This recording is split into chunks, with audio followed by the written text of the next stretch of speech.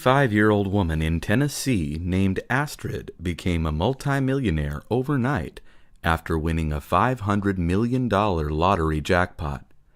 However, her road to richness was not all completely smooth. Her story reminds us that in order to win the lottery, there are two crucial requirements. The first and most obvious necessity is a lot of luck. The second requirement is just as important, but much less often mentioned: getting organized. Astrid's story began when getting in line for a lottery ticket at her local supermarket. The woman ahead of her decided to let her cut in front of her to pay. This woman was also planning on buying a lottery ticket. Had she not given Astrid her spot in the line, the lottery money would have been hers. On the day that the winners were announced, Astrid realized she had won. She could not contain her excitement. She danced with joy all around her house and jumped on the phone to tell her closest relatives what had just happened. The next morning, Astrid woke up and prepared to go claim her prize money, but suddenly realized that she could not remember where she had placed her ticket. Given that her memory was no longer as sharp as it used to be, she searched and searched around her messy house for hours to no avail. She had absolutely no recollection of where she might have stored or dropped the ticket. Astrid had been given 30 days to claim her prize, or else it would be canceled. For 27 days, her schedule was dedicated to searching every surface and square foot of her house for the missing ticket. With only 3 days left, she decided to finally call her daughters for help. She had been too embarrassed to call them from the beginning because her house was so messy, but now had no other choice. Figuring that helping their mother find the ticket would probably secure at least an extra $1 million for them, all 3 of Astrid's daughters immediately sped over to her house. Within the first half hour of searching, the youngest of the daughters hollered, "I found it!" It turned out Astrid had left it in a dish cabinet. "Oh, thank you, daughter," Astrid cried. "I owe you so much." Her daughter's smile glistened with pride as her 2 sisters scowled at her from the next room. For most people, an ideal morning might consist of waking up to the warm sun creeping in through the bedroom window, along with the cheerful chirping of the birds from a nearby tree. Sadly, this is not the case for Michael, a part-time student that works late nights as a warehouse manager. Michael gets home around 2 a.m. every night and heads straight to bed to get as much sleep as possible until his classes start at 10 a.m. However, for the past week, Michael has had a new alarm clock that he unfortunately has no control of. It is an energetic, loud mockingbird that has decided to make the tree outside Michael's window his new home. Each morning, the bird begins singing as loud as possible at exactly 5:55 a.m. and does not stop until late into the night. Most city birds begin the day with sweet, gentle chirps that can barely even be heard indoors. But the sounds of mockingbirds are very distinct and consist of various noises that the mockingbird hears and then imitates. This can include chirps from other birds, or even car alarms and school bells. After 1 week of losing sleep as the result of the bird noises, Michael decided to do something. "Go away," he screamed out of his window.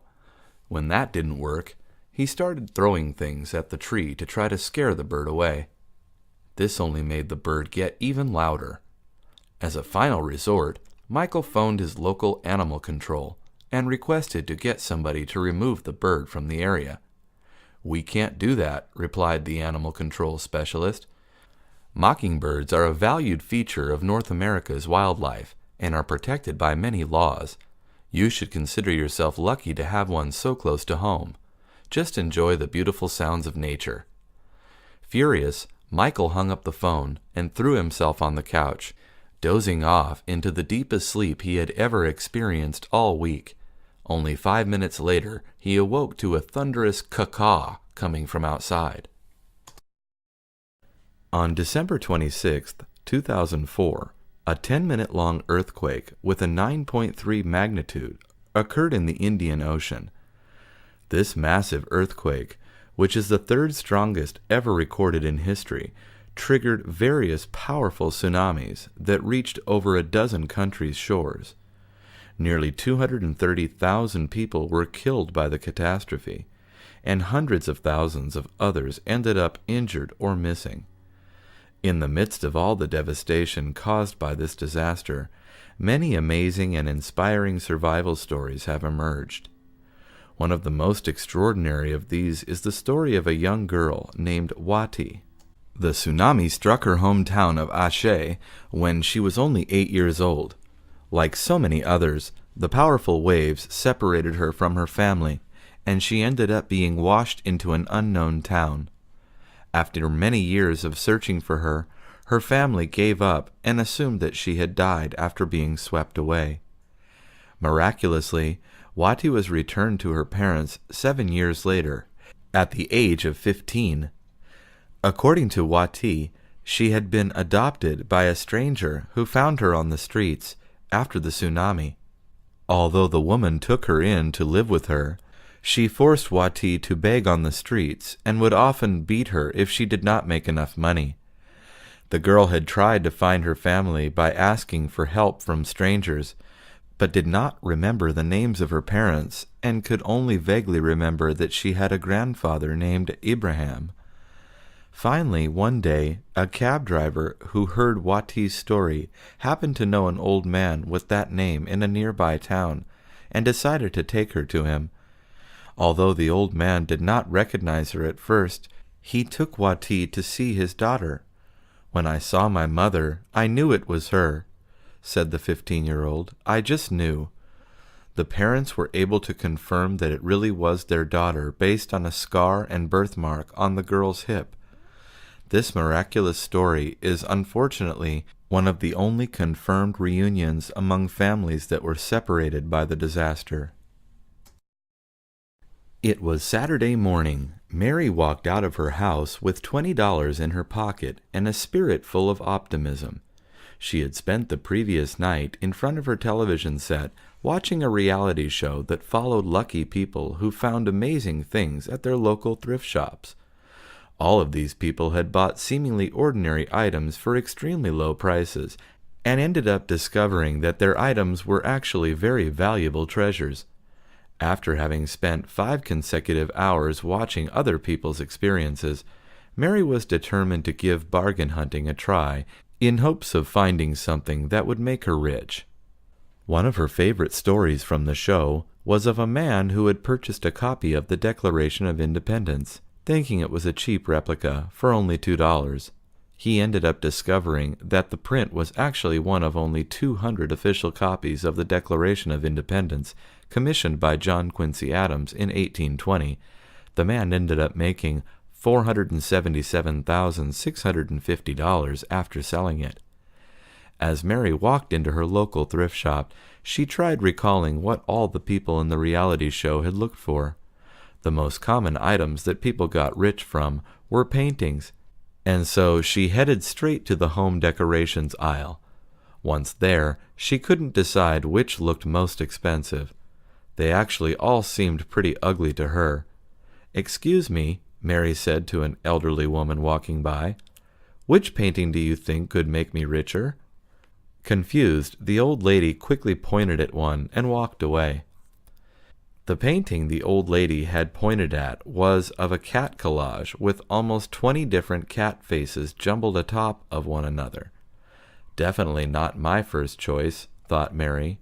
However, she trusted Destiny's decision and bought the painting for $5. After putting it up online, she began receiving dozens of emails asking if the picture frame displayed came with the painting. In order to see what all the buzz about the frame was about, she took it to an antique store and asked if there was anything special about the frame. "Of course, it is special," remarked the clerk at the store. "Its wood and age make it at least $25,000.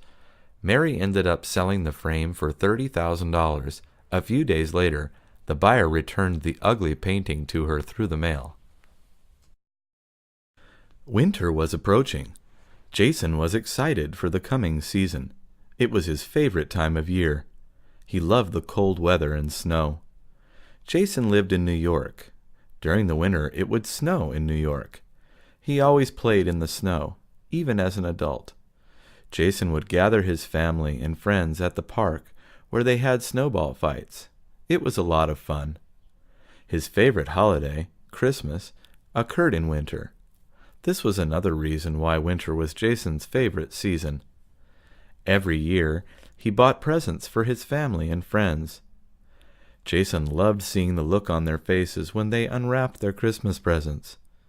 It was better to give than to receive, Jason thought. Jason loved everything about Christmas. He enjoyed caroling. He loved singing Christmas music. He loved kissing his wife under the mistletoe. He loved drinking sweet eggnog. Jason sometimes even dressed up as Santa Claus for fun and entertained his nephews. Winter also came at the end of a year. New Year's Day would come after Christmas. Jason also loved this holiday. It was a day to celebrate the new year to come, while reflecting on the past one. Jason always made New Year's resolutions. Every year he made a new resolution.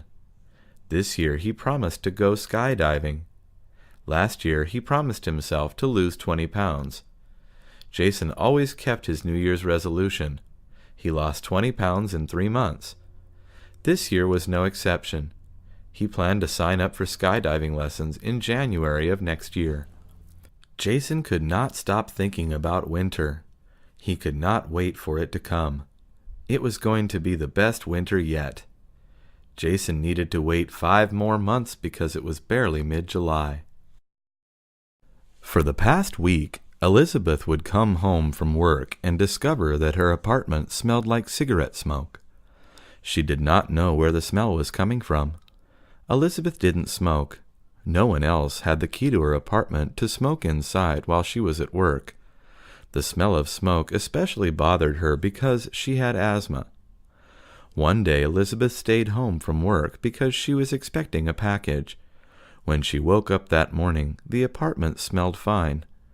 At 1 in the afternoon, Elizabeth went into the kitchen to make a sandwich for lunch. That was when she noticed the smell of cigarette smoke. She called the building superintendent. By the time he arrived at Elizabeth's apartment, the whole place smelled like cigarette smoke.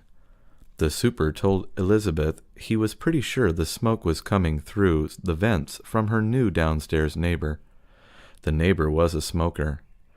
The super told Elizabeth there was nothing to be done. The building was really old, and the vents couldn't be sealed. It was also perfectly legal for the downstairs neighbor to smoke in his apartment. He suggested that Elizabeth buy an air filter and see if that would help. Elizabeth bought an air filter but didn't find it to be enough. Her asthma was getting worse.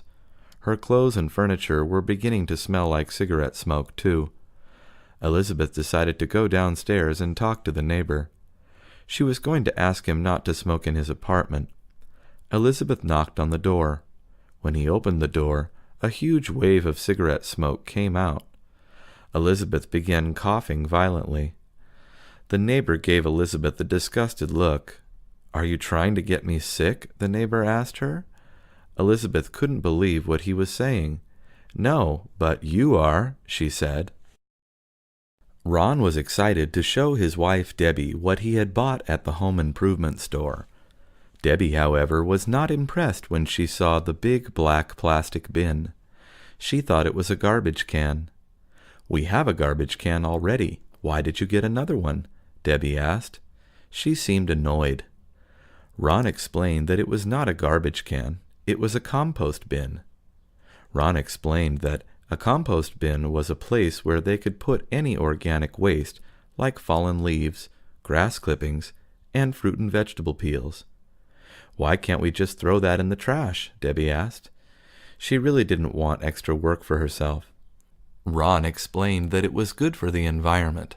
About 30% of all garbage in the United States is made up of waste from food and yards.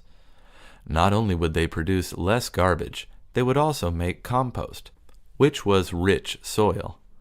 It would help Debbie's flowers. She could have the beautiful garden she always dreamed of. Ron explained that little by little, inside the bin, the food scraps and green waste would create a pile. The pile would naturally break down. "Where are we keeping this pile?" Debbie asked. Ron said that the bin would go in the backyard. Debbie wasn't convinced. She was worried about rats and roaches. Ron explained that as long as they didn't put any meat scraps or oily items in the compost bin, then rats wouldn't be a problem. Roaches, however, were a natural part of the materials breaking down. Ron was especially excited about what he bought to put in the compost bin. He pulled out a small box and gave it to Debbie. She opened it and screamed before dropping the box on the floor. The box was filled with worms. Jamie, a new immigrant, was attending his daughter's first performance in a school play. His daughter, Carol, was 5 years old. She was a kindergarten student at the local public school. Carol did not have a very big role in the school play. She was playing a rain cloud in a play about the drought in California. Carol had one line. Her line was, "I'm sad enough to cry about how dry the state is." Jamie and his wife made sure to arrive early so they could get a good seat in the auditorium. They secured seats in the front row. Before the show began, the school principal made an introductory speech. The speech was about how hard the students and teachers worked together to make the play possible. At the end of the speech, the principal said, "Let's give the school staff a hand." Jamie, whose English was not very good, stood up when the principal said this. He knew that when people said to give someone a hand, they meant they needed help. Jamie always wanted to help, especially at his daughter's school. Jamie thought maybe they needed help backstage. Jamie's wife put her arm in front of her husband. "Where are you going?" she whispered. "They need a hand," Jamie whispered back. His wife explained that to give someone a hand could also mean to applaud them. "They don't need help, they just want us to clap," Jamie's wife said. Jamie felt a little embarrassed. He sat back down and began clapping along with the rest of the audience. Jamie thought to himself that someone needed to give the English language a hand. How could one phrase mean two different things? He meant the English language needed help. Donald had a rough morning. He had an argument with his wife, so he thought it would be a good idea to finish a 6-pack of beer and a handful of prescription pain pills. This would have been fine if he stayed inside his house. Instead, drunk and high, Donald began to harass his next-door neighbor. First he banged on his neighbor's door, then he broke the glass panel of a porch light. Finally, he ripped the light's wires out of the wall. That was the last straw. The neighbor called the police. The police came and arrested Donald for public intoxication and disturbing the peace. Donald was taken to a nearby jail. His stay only lasted a few hours. As soon as he was more sober, the police released him. Apparently, Donald wasn't quite sober enough, though. When he was released, Donald realized he was pretty far from his home. He didn't feel like walking almost 2 miles, so he called his friend from the jail to come get him. But Donald was getting impatient. When a woman got out of her car in the parking lot, he tried to get in. The woman screamed for help. Donald screamed, "But this is my car." The woman kept screaming and Donald got out. Then he thought it would be a good idea to take the bus home. A deputy was watching and arrested Donald again, after he had only been free for 1 hour. This time, however, Donald's jail stay would not be as short. He was charged with attempted burglary. A judge set his bail at $10,000. He didn't have $10,000, so he is still in jail awaiting trial. Rob Hernandez thought the fuzzy little chick at the pet shop was the cutest thing he had ever seen. He had to buy it. He thought he was buying a baby duck, and he named his new pet Chaco. Chaco was loved and grew fast. Rob began to notice, however, that Chaco was growing too fast and getting too big. When Chaco made his first sound, Rob couldn't believe his ears. Rob expected a quack, but Chaco honked. Chaco was no duck. Chaco was a goose. Rob didn't reject Chaco, though. He kept him as long as he could. Chaco was not a quiet goose. He made a lot of noise, honking all day and night. Rob's neighbors started to complain.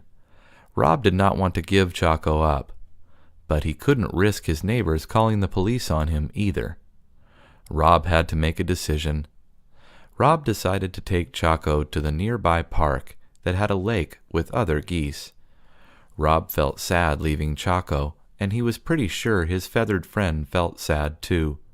Rob goes twice a week to the park to visit Chaco so that both the goose and the owner are less sad. When Rob goes to visit, Chaco swims across the lake right into Rob's arms. Sometimes Chaco will even give Rob a little peck, a goose's way of giving a kiss. When Rob goes to visit, he always brings snacks for Chaco. The other geese seemed to be jealous of all the attention Chaco was getting, so now Rob brings enough bread for all the geese to share.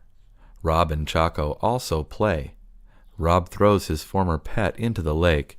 Chaco goes underwater, swims a little, and then returns to the shore so that Rob can throw him in again. Ever since Mary moved to the United States 1 year ago, she often heard the phrase, "no such thing as a free lunch." While she understood this to mean that you can't get something for nothing, she heard other mothers at her child's school talking about the free lunch program. "How much does it cost to enroll?" Mary asked the secretary at her child's school. The secretary smiled and told Mary that it didn't cost anything except a little bit of her time. In order to find out if Mary's child was qualified to get free lunch at school, she had to fill out a form. The form was available in many languages besides English. It asked Mary basic questions like where she lived, how many children she had, and what her annual income was. Filling out the form was easy, and Mary didn't have to include proof of her income. She was worried, though, if the information on the form would be shared with other agencies. The secretary told her that the information was not shared. If Mary made below a certain amount annually, her child could get free lunch, not just during the school year, but also even during the summer, when there was no school. Mary knew this would help her family. While Mary did work, she only worked part-time. Giving her child money for lunch every day did add up and impact the family budget. After filling out and submitting the form back to the school secretary, Mary had to wait a month or two before finding out if she was qualified. A few weeks after she submitted the form, a letter arrived in the mail. The letter informed her that her child was qualified. The letter also told her that her child could also get free breakfast in school. Tom noticed that every morning when he went to school, his mother would give him a letter to drop in the mailbox on the corner. "Who are you writing to so much?" he asked. "I'm just trying my luck," Tom's mother told him. A few weeks after Tom started mailing out the letters, he noticed that his mother was getting a lot more mail. Some of the mail advertised on the envelope that she might already be a winner. His mother was also getting many more magazines. Some of the magazines were about things his mother didn't even care about, like cats. "Mom, why are you getting so many magazines?" Tom asked her. She told him that she had been entering contests and that part of the process included subscribing to magazines. "It will increase my chances of winning the jackpot," she told him. Soon the family mailbox was filled with more contests, announcements, magazines, and bills. Tom's mother was surprised. She didn't think that checking off the boxes of magazines that looked interesting and affixing stickers to the return forms would cost her. She was spending more and more money and hadn't won anything. She wanted to be like the people in the commercials she saw on television. People bringing balloons and oversized checks surprised those people who entered the contests. Tom read the fine print. The magazines weren't free, and Tom's mother was not increasing her chances of winning anything by subscribing. Tom did some research and found out there had even been lawsuits against the companies running the contests and selling magazine subscriptions. Tom's mother felt bad. "It pays to win, Mom, but you can't pay to win," Tom told her. Tom's mother wondered what she was going to do with all these magazines. Nancy Scott just turned 21 last October. She was excited about finally being able to go to concerts that were strictly 21 and over. She decided that she would go to Las Vegas for her first concert. Jennifer, Nancy's sister, decided to go along with her because she didn't want her sister to go alone and get lost.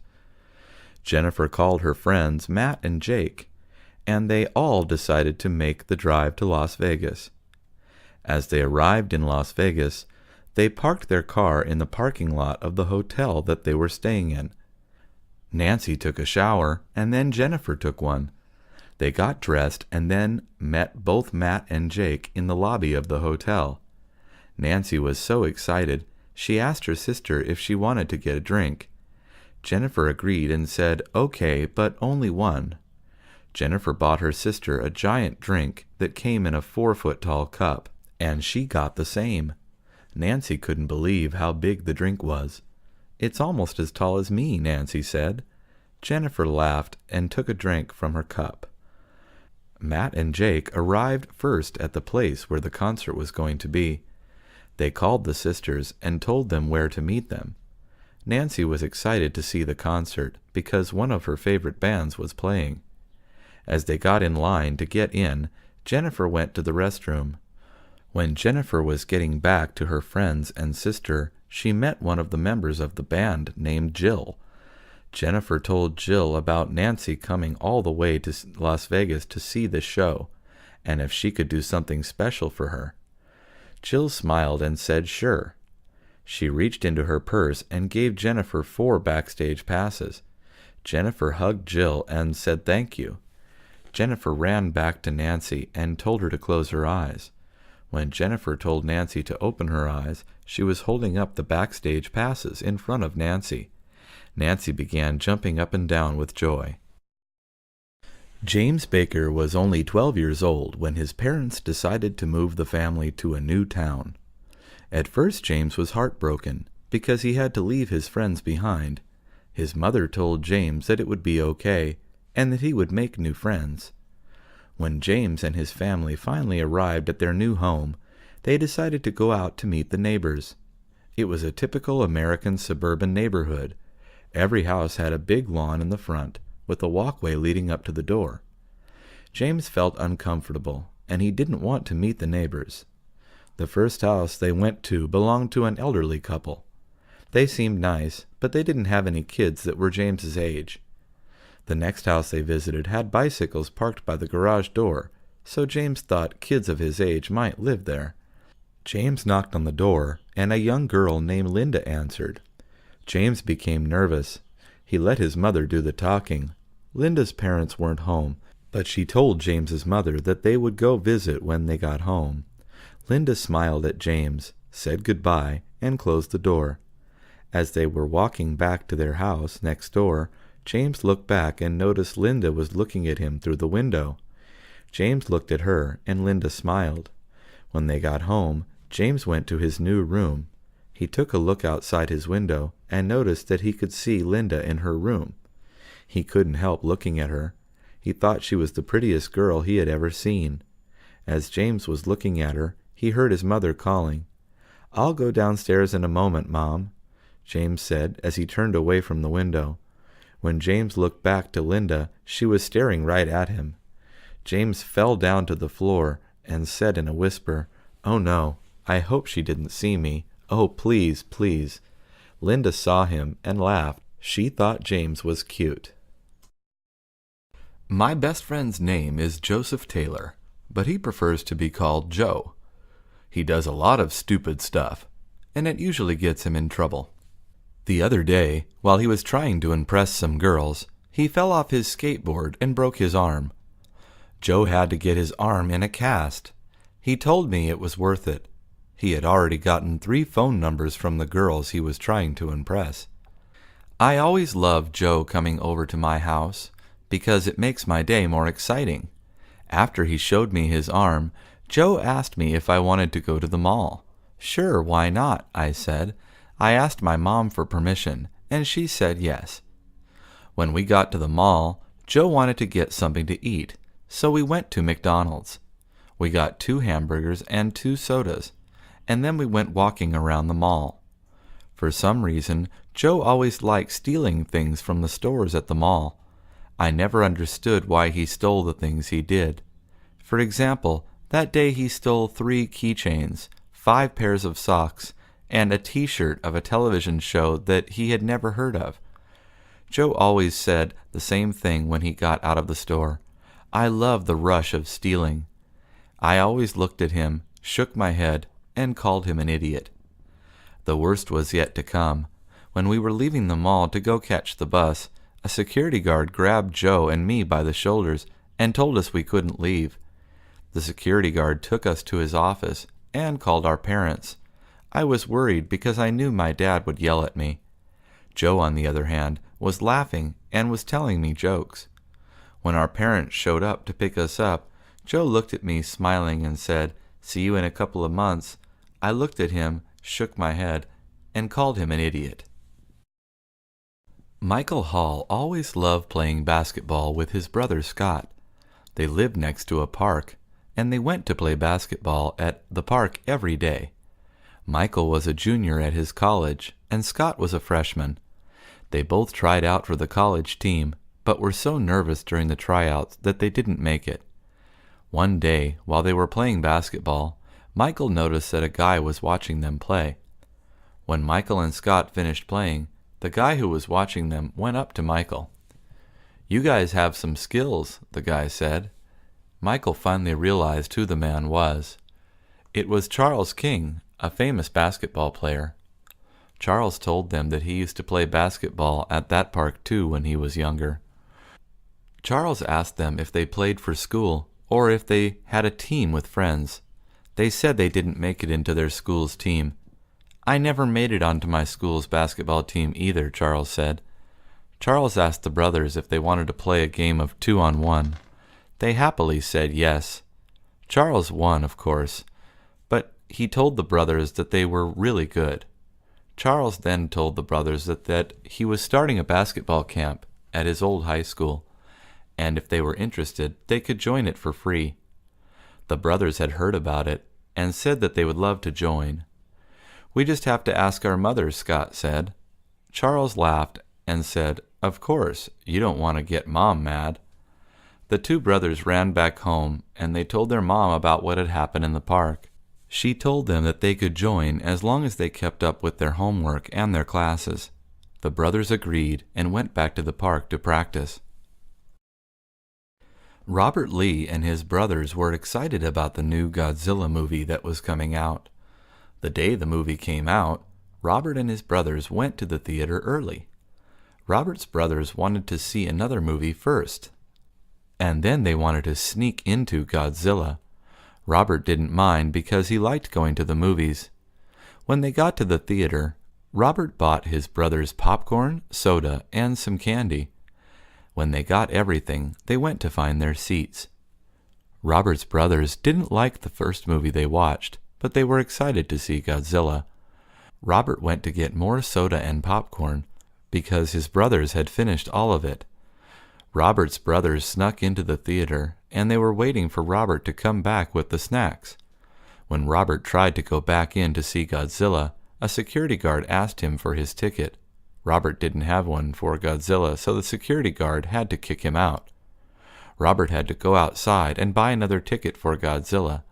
He felt embarrassed because he had to stand in line with the popcorn and soda. The people in line and the people who worked in the ticket booth looked at Robert and found him funny. Robert knew that they were looking at him because they knew he got kicked out for trying to sneak into another movie. His face turned red. He thought about calling his brothers to get out so that they could go home. Robert thought about how his brothers wanted to see the movie too, and so he bought the ticket and went back in. The security guard looked at him again and asked him for his ticket. Robert showed it to him, and they went into the theater. The security guard laughed. It was a hot day in Clarksville. The children in the neighborhood were sweating and wanted to do something refreshing. The pool was closed because they were building something new in it. They thought about what they could do to escape the heat, but they never could agree on doing the same thing. That's when Christopher Baker decided to go to the store. He bought 10 bags of balloons and went to his house to fill them up with water. He invited his 2 best friends, Joseph and Patrick, to help him out. By the time they finished, they had 5 buckets of water balloons. They went outside with the buckets and put them in the center of Joseph's lawn and started throwing them to the children in the neighborhood. At first the other children were surprised, but then they wanted to get wetter. They all went to the store and bought some balloons for themselves. Christopher and his friends went back into the house to make more balloons. When they got back outside, they were attacked with 10 different water balloons. Christopher and his friends started laughing when they realized where the other boys were. They decided to hide. Christopher gave the orders to his friends. He told Joseph to hide behind his dad's car. He told Patrick to hide behind his mom's car. They each took 4 water balloons with them. Christopher told them to wait for his signal, and then they could throw the balloons. Christopher knew where 3 of the boys were hiding, so he went running and attacked them with 5 water balloons. Christopher then ran back to the place where he was hiding, but the boys were coming after him. Christopher yelled out, "Now!" Joseph and Patrick came out of hiding and attacked the boys with their water balloons. The boys went back. Christopher and his friends started laughing. It was the beginning of summer. David Lopez's dad wanted him to get a summer job. David had just finished school and was looking forward to enjoying his time off school. He wanted to sleep late, he wanted to play video games, and he wanted to spend time with his friends. David's dad decided that he would get a job for David. When he came home, he handed David a uniform for the Burger Hut. David was sad because he didn't want to work at the Burger Hut. He knew all of his friends went there, and he knew that his friends would make fun of him. David knew that his dad was able to get him this job because the owner was his dad's friend. The owner's name is Michael. David didn't really like him that much. David had the first day at work. Everyone that worked at the Burger Hut had to wear a hat. David's hat fell into the oil where they made the fries. Michael had to get it out with a big spoon. After a week had passed by, David seemed to be getting used to working at the Burger Hut. Michael was impressed with how hard David worked, and told him he could take the day off. During his day off, David went out with his friends. They went to the park and played some basketball, and then his friends decided to go get something to eat. David asked them where they wanted to go. They said they wanted to go to eat at the Burger Hut. David tried to convince them to go somewhere else, but his friends really wanted to go to the Burger Hut. When they got to the Burger Hut, David put on his sweater and his hat and sat down in the far corner of the restaurant and tried to hide himself from his co-workers and his boss. When his friends got their food, they went to sit down with David. Michael came out and saw David. He went up to him and said, "You just can't get enough of this place, huh, David?" Michael chuckled and then left. David's friends took a bite out of their burgers and looked at David. "You work here?" one of David's friends asked. His other friend looked at him and said, "Can you get me a job?" David smiled and nervously said, "I'll try." It's been 6 months since Jason White's parents were officially divorced. At first, Jason was sad. He thought that it was his fault that his parents had gotten divorced. One day, while Jason was at his dad's new apartment, he asked his dad a question. "Why did you get divorced with Mom, Dad?" Jason asked. His dad didn't want to talk about it. He told Jason that he would understand when he was older.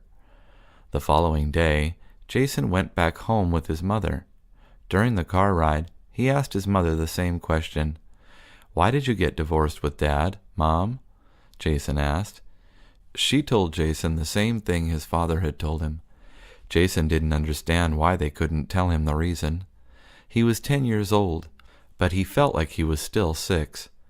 A week had passed since Jason asked his parents the question. Things weren't looking good for his parents.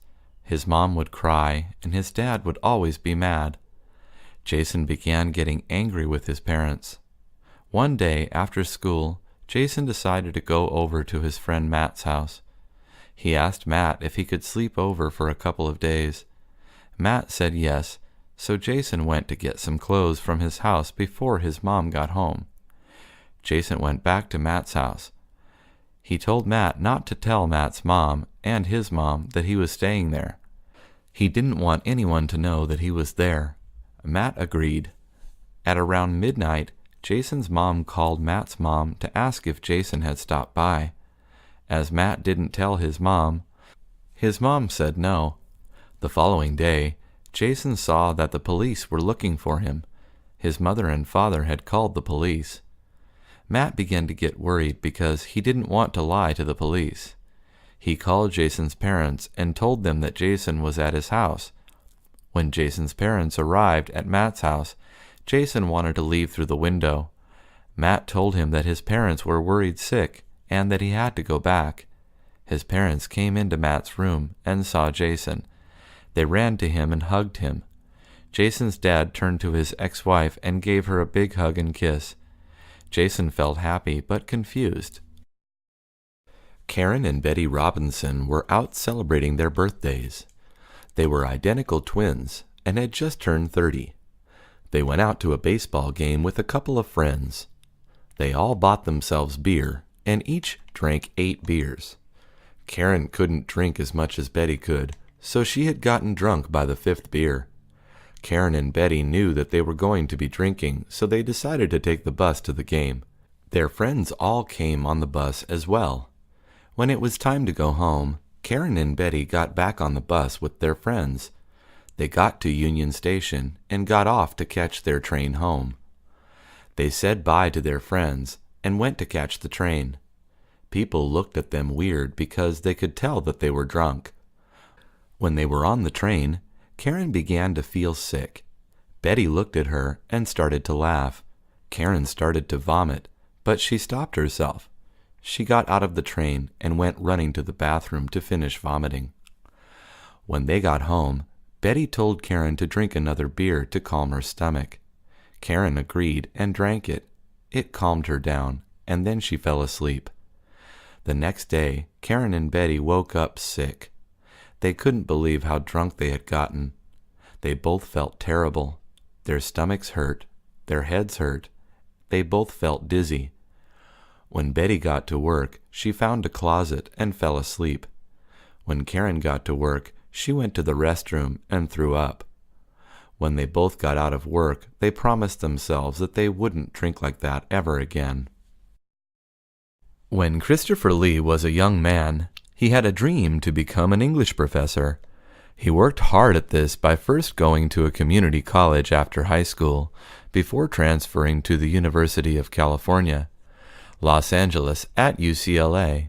Chris earned his bachelor's degree in English, but he still needed his master's degree to teach at college. Chris met George while taking a class at his old community college.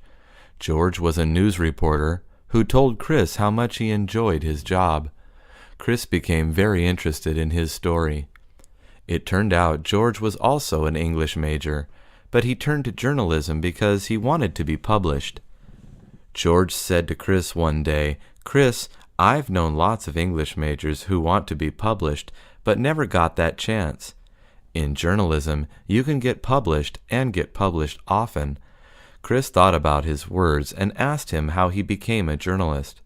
George laughed and said, "Start with Journalism 101.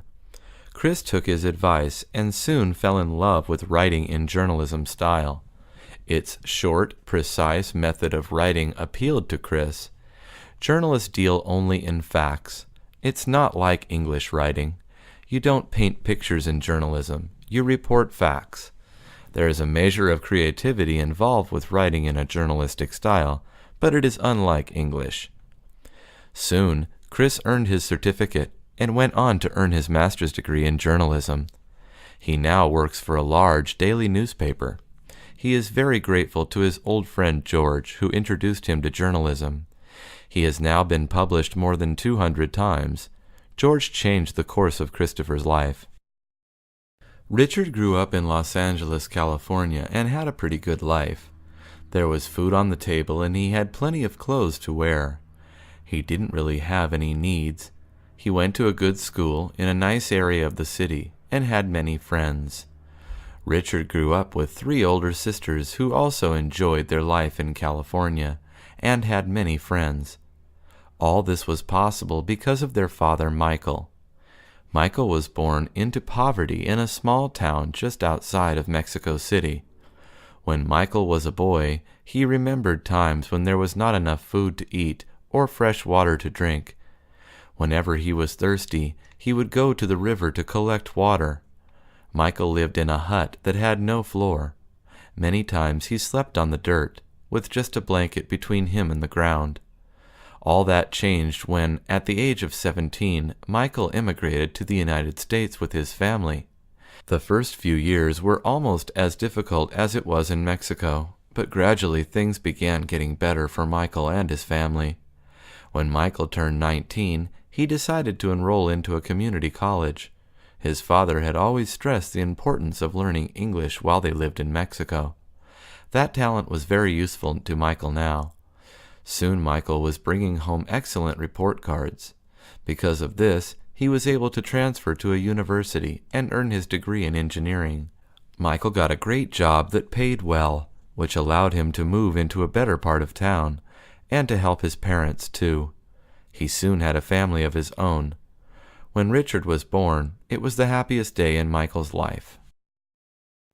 As a bartender at one of Los Angeles's busiest clubs, Daniel King often saw a lot of weird stuff.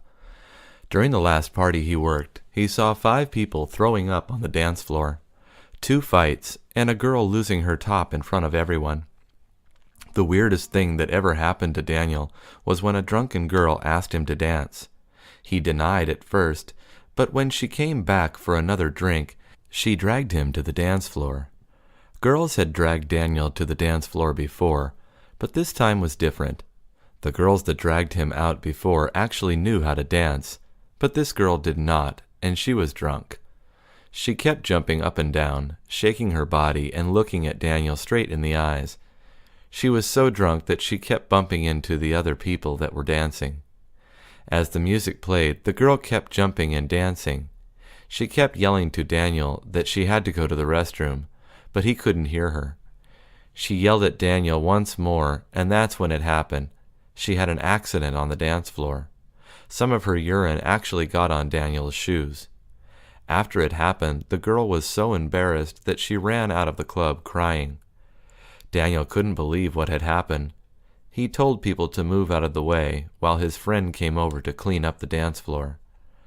The weird thing about this incident was that the girl came back the next day looking for her cell phone, but she didn't remember Daniel. Daniel wanted to go hide because he thought she would recognize him, but she didn't. Daniel decided that he would never go out onto the dance floor with another girl while he was working. "You're a winner!" That's what Helen Green read as she opened an envelope she got in the mail. She couldn't believe it. She had won. Helen's husband Roger came over to see why Helen was screaming and jumping. Helen told Roger, "You're not going to believe it. Your sister entered us in a sweepstakes for a Hawaii vacation, and we won. We won, Roger." Roger didn't believe it at first, but then he researched it. "Well, I guess we're going to Hawaii, honey," he told Helen. They both started jumping with joy. Helen and Roger arrived at Hawaii and couldn't believe how beautiful everything looked. They had been married for 20 years, but had never had a vacation. After they had checked into their hotel room, they decided to go to the beach. They met a surfer named William, although he liked to be called Will, who was offering free lessons. Seeing that Roger had always wanted to learn how to surf, they decided to go. Will explained to Roger how to paddle the surfboard, and he taught him how to stand up on it.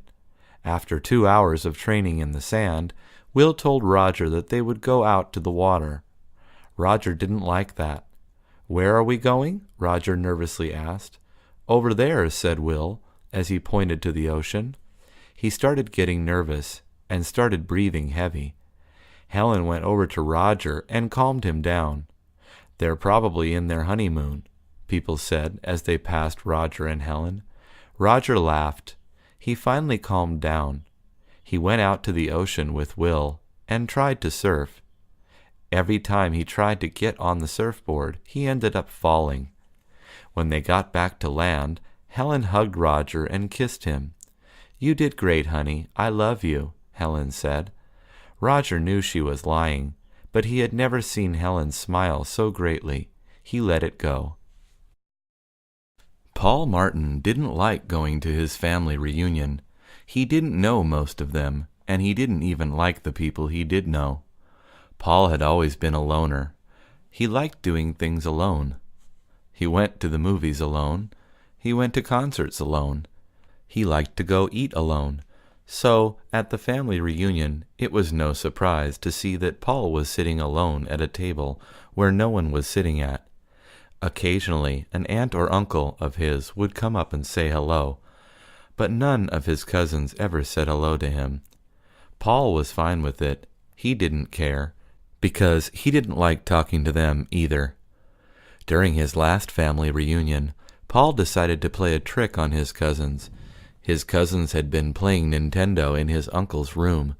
Paul knew how to turn off all the power in the house. He locked the door to his uncle's room, and then went to turn off the power. When all the lights turned off, he could hear his cousins begin to yell. They were upset because the game was going really well. When his cousins tried to leave, they realized that the door was locked. They began to yell for help, and Paul started laughing.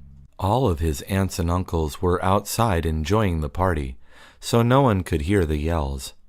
Paul went back outside and sat down at a table. He was still laughing. An hour passed, and his aunt started to look for her son. When Paul's cousins were finally set free from the room, they started looking for Paul, because they knew he had locked them in there. Paul wasn't worried. He knew they wouldn't do anything. He looked at them, laughed, and then went back to listen to music. The cousins sat down and got something to eat. They were all mad at Paul. It was Sunday the last time I saw my dog. His name was Spot because his whole body is covered with spots. He is a good dog. He never bites and almost never barks. I got Spot when I was around 9 years old. All of my friends knew that Spot was like my best friend. So, when I told everyone that Spot had gotten lost, they all came out trying to help out. We looked for hours. My dad told me that maybe Spot got picked up by a dog catcher. If that was true, then he would be at the dog pound, which is where they send all the dogs that get lost. My friend Mark told me that they put pictures of all the dogs they find in the street online. So I went online to try. I spent more than an hour checking the online pictures of the dogs, and finally found my Spot. I started jumping with joy. I went with my mom and dad to pick up Spot. When we got there, he started barking and running in circles all around his cage. I knew he was happy to see us. He had been lost for about 2 weeks. When we got him home, he ran around the backyard and ran directly into his little house my dad and I built for him. He started barking really loudly, which is weird for Spot. As soon as my sister heard Spot, she came running out to try to catch him. He ran around her and then let himself be captured. I think he just wanted to be petted. I knew he was happy to be back home, and even happier when I brought out his food. I hope Spot never gets lost again. Edward Allen always hated living in Los Angeles. Everything was too expensive. Traffic was always bad. People were not friendly. It was always crowded. Edward never wanted to live in a big city. He always wanted to live somewhere in the country, in a small town, where everyone knew everyone. It was a dream that he was dedicated to achieving. The day after his 26th birthday, he called his friend Lisa, who had moved to a small town in Iowa. He asked her how it was like over there. She told him that he would love it. It's quiet and peaceful. People are friendly. Edward made up his mind he was going to move to this little town. He sat down with his mom and dad and told them what he was planning on doing. They supported his decision and helped him pack his things. He would leave in a week. Lisa had helped Edward get a job where she worked, and she told Edward he could stay with her and her roommate until he got back on his feet. Edward was grateful. When he showed up, he immediately started working. He liked his job, but he found it a bit boring at times. He was a waiter at a cafe. He liked the pie at the restaurant, so it wasn't all bad. After he had been working for 2 months, he told Lisa that he couldn't handle it anymore. He wanted to go back to the city. Lisa laughed and said, "You have always hated the city, but now you're running back to it? I don't get you, Edward." Edward didn't think living in a small town would be so boring. "The boredom alone will drive me insane, Lisa," Edward said as he started packing his things. Donald Turner wanted to get a job. He had graduated from his university with a bachelor's degree in business administration. Since his graduation, he had applied for 20 jobs, yet no one had called him back. Donald decided to be an accountant 2 years ago because he figured that it would be an easier way to earn money. Although Donald had studied to become an accountant, his real passion was painting. Donald took some art classes at his university. His teacher told him that he had the talent, but needed to commit more to his painting. Even though Donald was interested, he decided to play it safe and focus his study on becoming an accountant. He passed his art classes as well as his business classes, all with A's. He was proud of his grades. However, 2 years had passed. Donald still could not find a job. He began getting frustrated. In order to calm himself down, Donald began painting.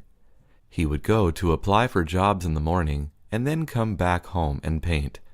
When Donald began feeling really stressed out, he would go out into the park and paint there. One day, when Donald was painting at the park, a man began watching him paint. Donald didn't see the man the whole time he was there. When Donald finished the painting, the man went to talk to him. "You have some real talent," the man said. Donald chuckled and said thanks. The man wanted to know if Donald was selling the painting. Donald was surprised. He didn't think anyone would want to buy his paintings. Donald said yes, and the man offered him $1,500 for the painting. Donald almost dropped the painting because he couldn't believe it. After Donald sold the painting, he bought art supplies with the money he received. He decided to forget about being an accountant. He had never felt so happy. For the past month, Mark King had been receiving flyers in the mail about a new superstore that was opening up in his neighborhood. The flyers confused him. He had never heard the term superstore before. Later on, he found out that a superstore is a large retail store that sells a variety of products, usually at discount prices. Sometimes superstores are also called big box stores. Many times they are chain stores owned by one company. The flyers all had different messages about the superstore opening. One set of flyers invited him and others to apply for jobs at the store. The jobs paid well and even offered some benefits. Mark thought it was a good thing since he knew many people were looking for work. Another set of flyers included coupons to be used on opening day. The store had many bargains for common items like paper towels, but also for big screen televisions. Mark thought this too was a good thing. It seemed like a good idea to be able to get a variety of things in one place instead of going from one store to another. It would save time and money. Superstores could sell groceries and clothes under one roof. Another set of flyers contradicted the positive messages about the superstore, though.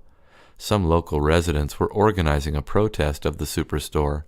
The flyers said that the superstore was bad for the community because it threatened the business of smaller stores in the area.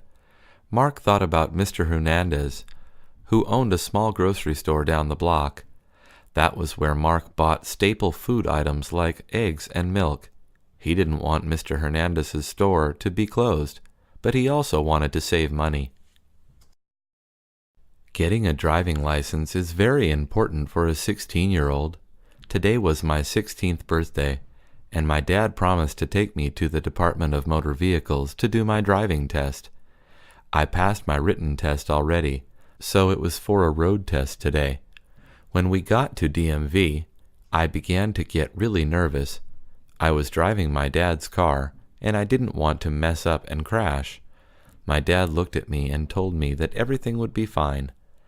I had stayed up all night thinking about how it would go and if I would pass the test. When the driver instructor came out, he told me to get in the car and turn on the lights. I did as I was told. He then told me to turn on the left turn signal and then the right turn signal. They both worked, so it was time to start driving. The instructor had dark sunglasses on, and he didn't say much when we got in the car. The instructor gave me directions to go straight and make a right turn at the next stop sign, which was a couple of blocks away. I did as I was told, and kept going straight. Then the instructor told me to keep going straight until I reached a street called Marengo, and then to turn left.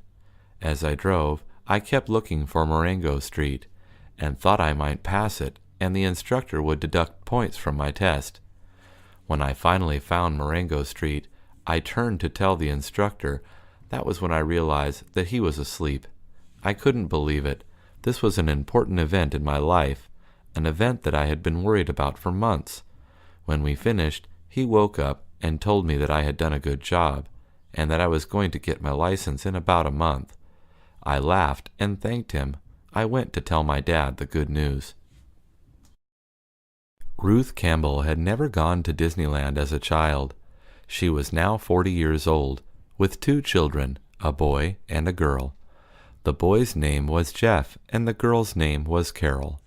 When Jeff was 11 and Carol was 13, Ruth decided to take her kids to Disneyland, which would be the first time any of them ever went. When they arrived at Disneyland, Ruth explained to her children that if they got split up, they would meet at the front of the park. The first thing Ruth did when they got inside was looking for Mickey Mouse.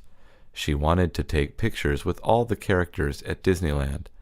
She even made a list of the characters she wanted to take pictures with. Her children looked at her and smiled. They saw that their mom was acting like a little girl again.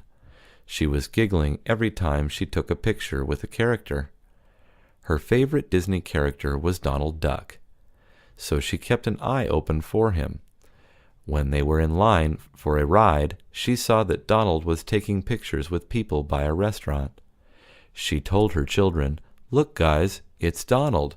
Hopefully he's still there when we get out." When they got out of the ride, Donald wasn't there anymore. Ruth told her children that it was okay, and that they would bump into him later on.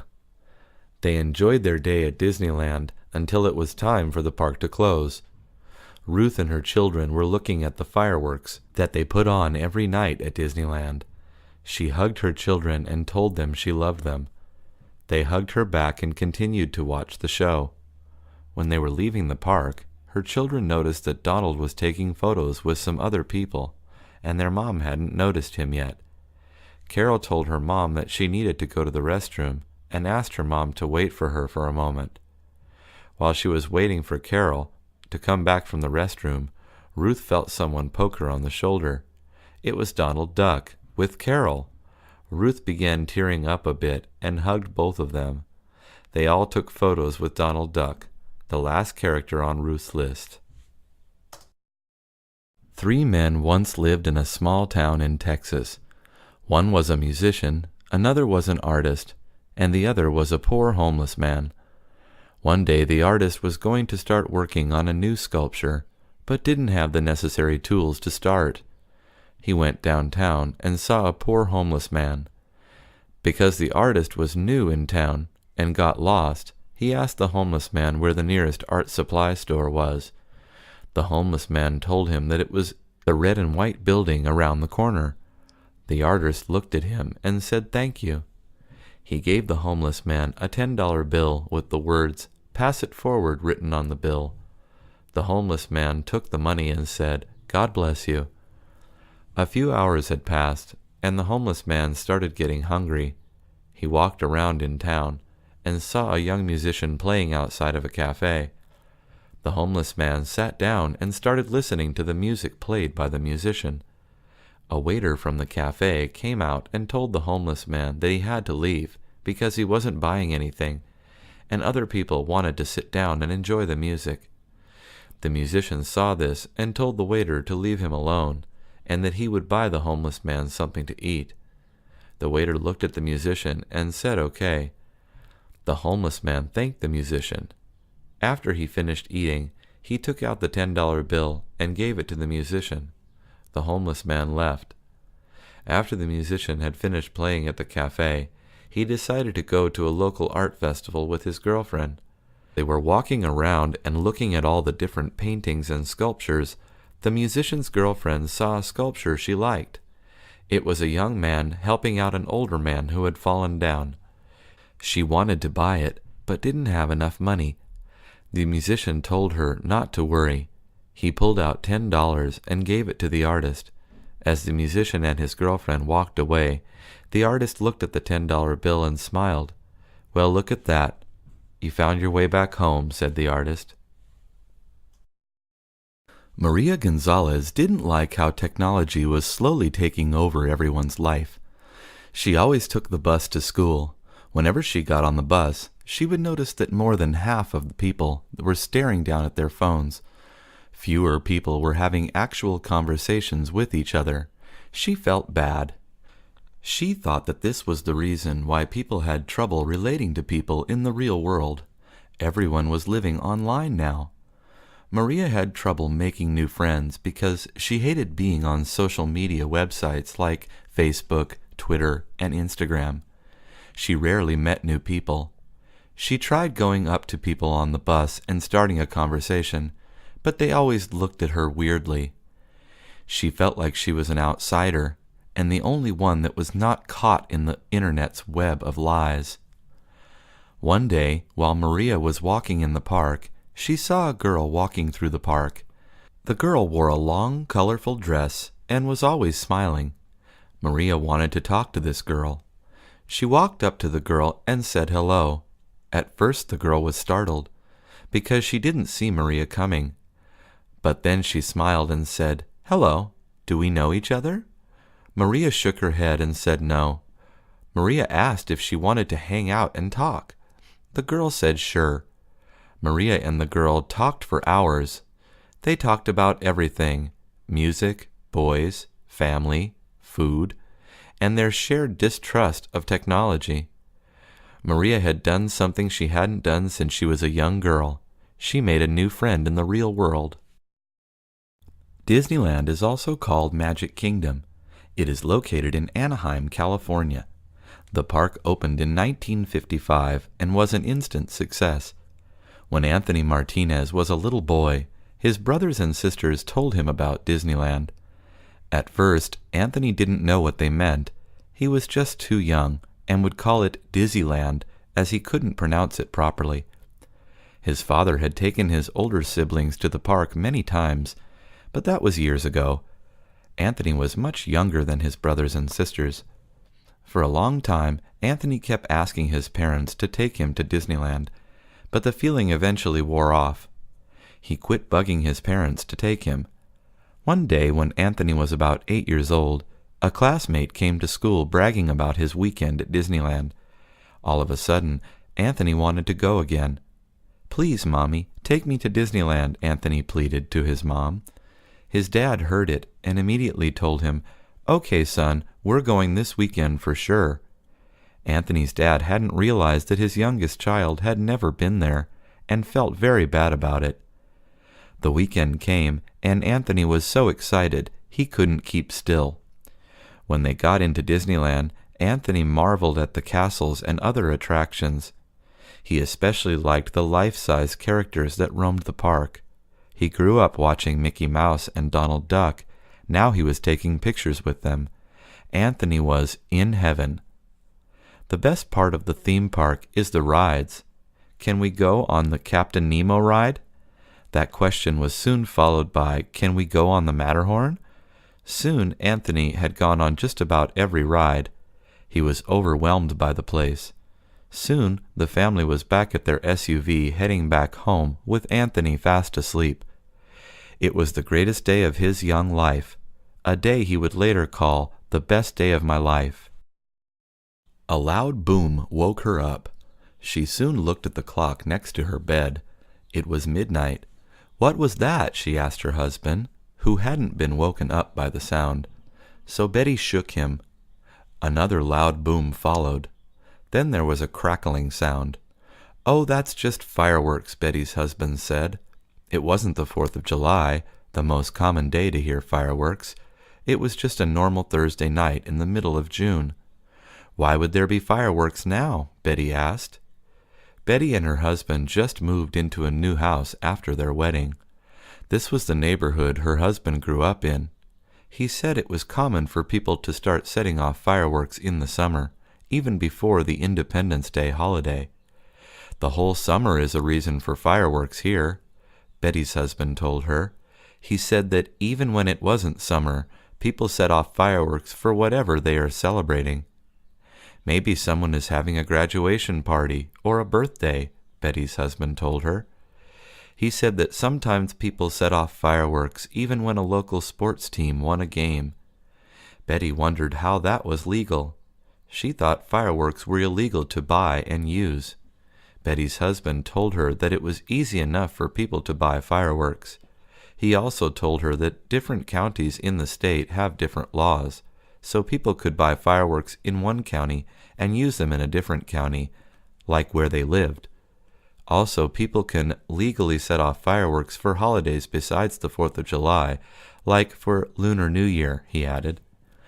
Betty tried to go back to sleep, but the loud booms and crackles kept going. She decided to get a glass of water and go out into the yard to see the fireworks. Patricia was happy that she was finally making friends since moving to Los Angeles from New York. She had left everything behind to move to be closer to her boyfriend. The first friend she made was Helen. Helen worked with Patricia at a clothing store in the local shopping mall. Sometimes Patricia would even see Helen on the freeway when they were working the same shift. Patricia thought that they must not live too far from one another. Helen confirmed this. "My neighborhood is right next to yours," Helen told Patricia while they were both checking out customers. "Drop by any time you want on a day when we're both not working," Helen said. Patricia took the invitation too literally. She was able to get Helen's address from their manager at work. "I want to surprise my new friend," Patricia told the manager. The manager thought that was sweet, and without thinking about Helen's privacy, he passed the address on to Patricia. On a day that Patricia and Helen both had the day off, Patricia looked up Helen's address on her map application on her cell phone. Helen's house was only 10 minutes away. Patricia followed the directions, and at 9 a.m. she rang the doorbell at 2374 Evergreen Avenue. It took Helen a while to answer the door. She looked genuinely surprised, but also confused when she saw Patricia on her doorstep. "What are you doing here? How did you get my address?" Helen asked. She was still in her pajamas, and her hair was a mess. "You told me to drop by any time we both had the day off. So I got your address from our manager." "I want to give you a surprise," Patricia said.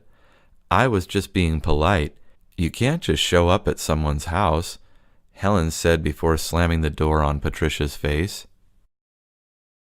Julie was tired of living with her parents. She was 22 and just finished college. She started a new job in an office and didn't want her parents to tell her what to do anymore. So Julie decided to start looking for an apartment.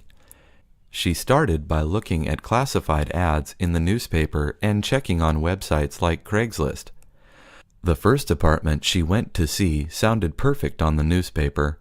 It was advertised as a cozy one-bedroom apartment with a view. She made an appointment to view the apartment. When the landlord opened the door, Julie was sorely disappointed. The cozy bedroom barely fit a twin mattress and a nightstand. The window actually offered a view of a brick wall. Julie didn't give up hope, though. The next apartment she saw was advertised as having a renovated kitchen. Since Julie loved to cook, she imagined herself cooking gourmet meals on shiny new kitchen appliances.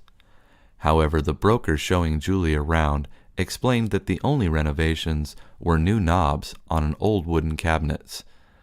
Julie was beginning to lose hope. She then saw a listing for a basement apartment with access to a low-maintenance yard. Julie imagined herself hosting barbecues for her friends until she saw that the low-maintenance yard was a tiny slab on concrete. Julie decided to stop looking for apartments that had features she liked. Instead, she was going to look for an apartment close to her job. She read a listing for a studio that was close to a freeway. This meant a shorter commute. When she saw the place, she found that the studio was actually overlooked the freeway, and traffic could be heard from the bedroom. Julie was discouraged. She decided not to move out yet. It was Laura's first Halloween in the United States. She had seen many portrayals of the late October holiday on television and in movies. She had to admit she was a little excited and nervous about the day. She was excited to see the costumes worn by kids ringing her doorbell. She was also worried about being scared by the costumes. She had watched too many horror movies. Laura was renting a room in a house. Her landlady asked if she could help with the candy. Laura happily agreed. The sun was just starting to set when the first group of kids in costumes rang the doorbell.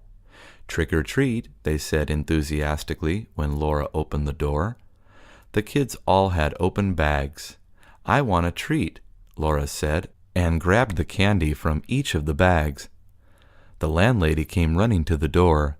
"No, Laura, you give the kids candy, not taking from them," she explained gently.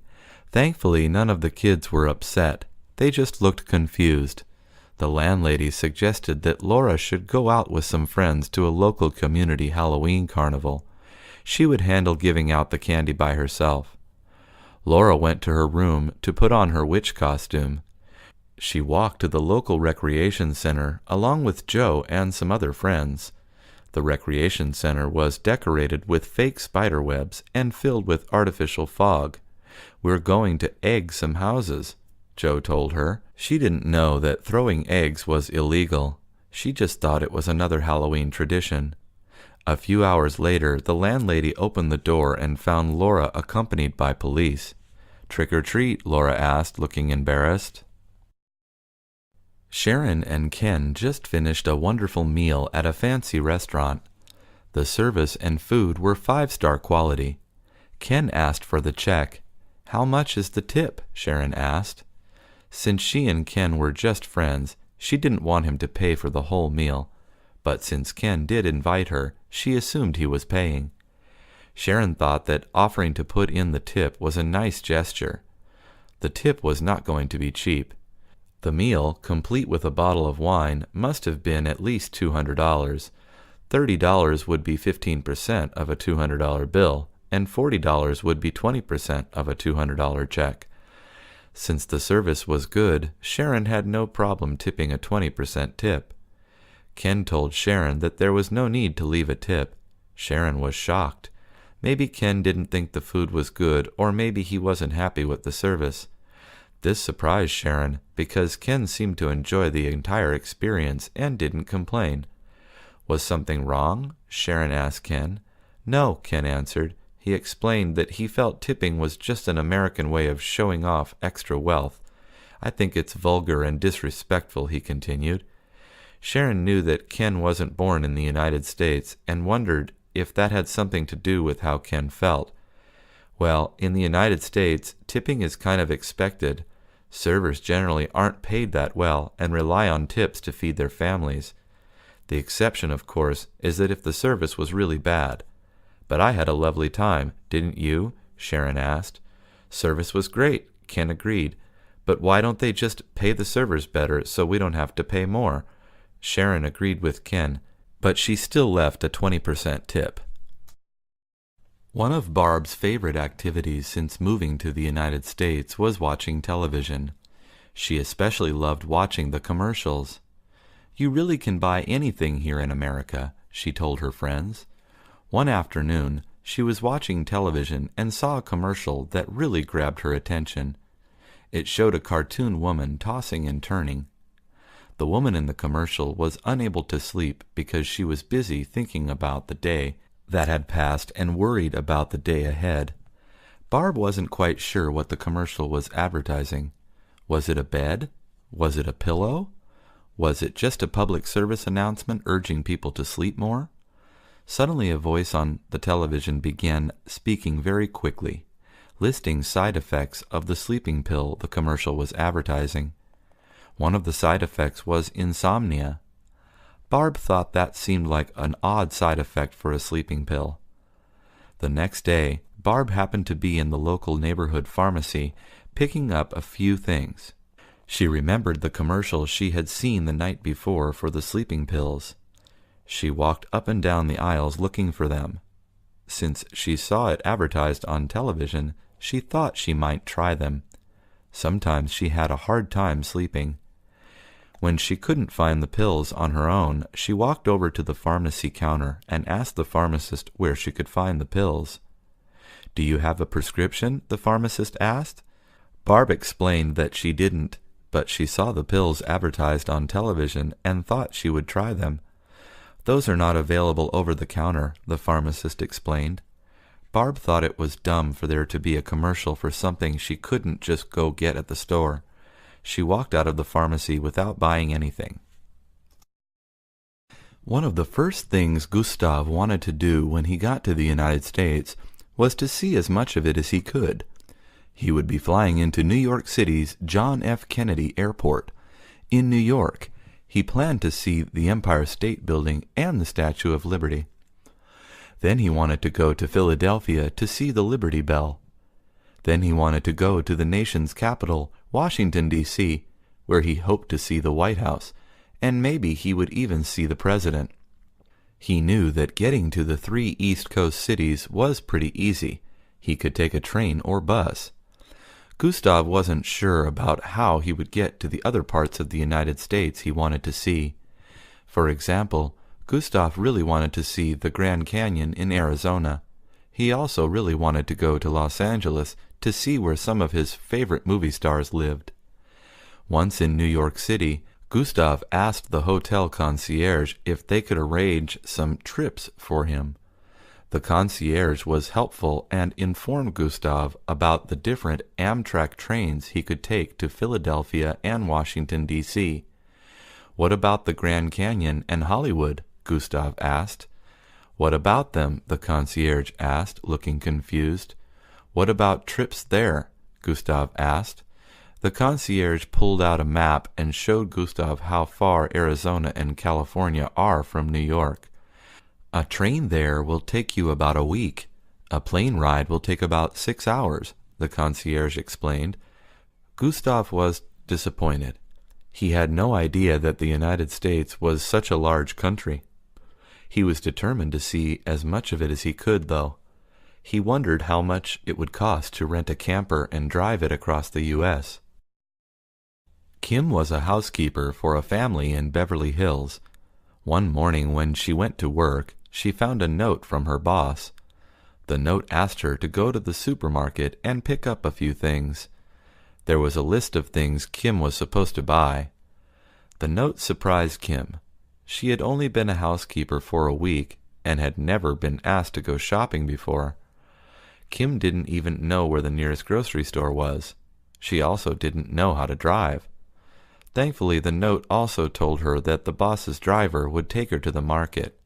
There was also a $50 bill. Once at the market, Kim walked through looking for the items on her list. She was confused, though. The list read 1 pound of apples. Kim had purchased 1 kilogram of apples, but never a pound. In her country, they used the metric system. She wasn't sure if a pound was more or less than a kilogram. Kim decided to ask one of the grocery workers. The grocery worker was kind and explained that a pound was about half a kilogram. "I wouldn't worry about it, though. Just use the scale," the grocery worker said. Kim went to the scale and was happy to see that the scales didn't use the metric system she was used to. Kim weighed a pound of apples and put it in the shopping cart. The next item on the list was a gallon of milk. Kim wasn't sure how much a gallon was. She was used to buying a liter of milk. There was also no way to weigh a liter of milk. She was glad that the milk containers were labeled. She just wished the U.S. used the metric system. John had been saving his allowance for 3 weeks so that he could buy a telescope he had seen advertised in the newspaper. According to the advertisement, the telescope cost $94.99. John also did some odd jobs around the neighborhood where he lived. He mowed the neighbor's lawn and took another neighbor's dog for a walk. Finally, he had $95. One Saturday, John walked to the store. He had brought with him the advertisement, which he had cut out from the newspaper. He asked a salesperson in the store where he could find the telescope advertised. He pulled out the newspaper ad and showed it to the salesperson to make sure they took him to the right one. The salesperson showed John where the telescopes were, and together they looked for the one he wanted. It was called the Vega 600. "I found it," John told the salesperson. The salesperson confirmed that the Vega 600 cost $94.99 and brought the box to the cash register so that John could pay for it. John was so excited, he felt like jumping up and down. He had worked so hard to get this. "That will be $104.01, the salesperson told John. "Did you advertise it as $94.99? John asked angrily. He thought the salesperson was trying to take advantage of him. "Yes, it is, but we have to add sales tax. It's the law. In California, the sales tax is 9.5%. The salesperson explained. "Why don't you just put the final price on advertisements and price tags then?" John asked. "Then everything seems more expensive, and people won't come into the store to buy," the salesperson explained. "Everything is more expensive," John said angrily, walking out of the store without the telescope. Maggie was meeting her friend Lisa at a French restaurant downtown for lunch. Lisa was visiting New York from Chile. They met in Chile over 10 years ago. That was the time when Maggie spent a semester abroad as part of her undergraduate studies. Lisa was a Chilean student who helped Maggie learn Spanish and how to play soccer. Even when Maggie came back to the United States, the two friends kept in touch with each other via Facebook and Skype. Maggie waved to Lisa from the table in the restaurant when she saw her Chilean friend walk in. Lisa looked the same, just a little older and a little fatter. "Tell me what is new with you," Maggie asked Lisa. Lisa explained that she worked for an airline and was in town on business. "I get to travel all the time now," Lisa told Maggie. "Oh, really?" Maggie replied. "Yes, really. And I can even sometimes get tickets for friends and family members at really low prices," Lisa continued.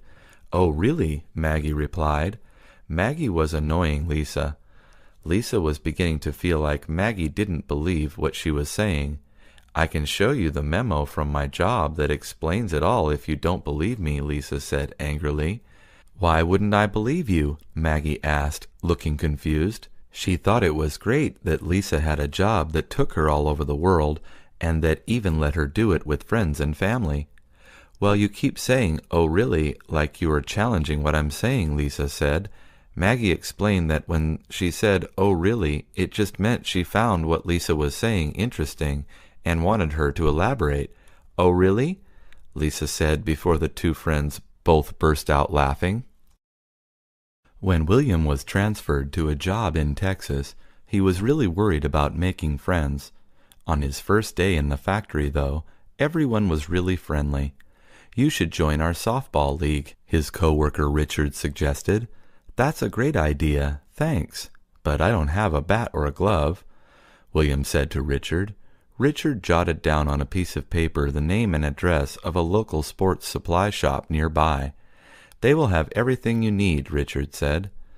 On his day off, William went to the sports shop. Boy, Rich wasn't kidding, William said to himself. Not only did they have bats and gloves, but also equipment for all kinds of sports. The store also featured an extensive gun selection. "Those are toy guns?" William asked. The salesperson shook his head. "No, sir. These are all working weapons.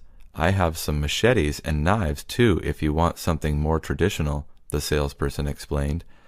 "No, I just came in for some softball equipment," William told the salesperson. "Well, you can take home any of these lovely rifles or guns along with your softball equipment today," the salesperson continued. "I don't need a license?" William asked. The salesperson shook his head. "There's no waiting period?" William asked. The salesperson shook his head again. "I don't have to take a safety course?" William asked. He couldn't believe it was so easy to buy a gun. "No, sir, it's cash and carry here," the salesperson said. "So I can show you a fine firearm today?" William shook his head. "No, but can I take a picture? My friends back in New York won't believe it's this easy to buy a gun here." "Sure, buddy," the salesperson said. "I'll even take a picture of you with any weapons you want." Mildred went to pick up her son Bill from school one afternoon. When she got to the school, Mildred noticed that Bill looked upset. He was pouting and did not want to look at her. "What's wrong?" she asked him. "I got in trouble," Bill said in a low voice. "What happened?" Mildred asked gently. "I got put in time out for grabbing a toy from Mary," Bill said. Mildred wasn't sure what a time out was. She knew that timeouts were called in sports whenever a player was injured, but she wasn't sure how that would be used in a kindergarten classroom. Mildred was sure, though, that her son grabbing a toy from a classmate was not correct.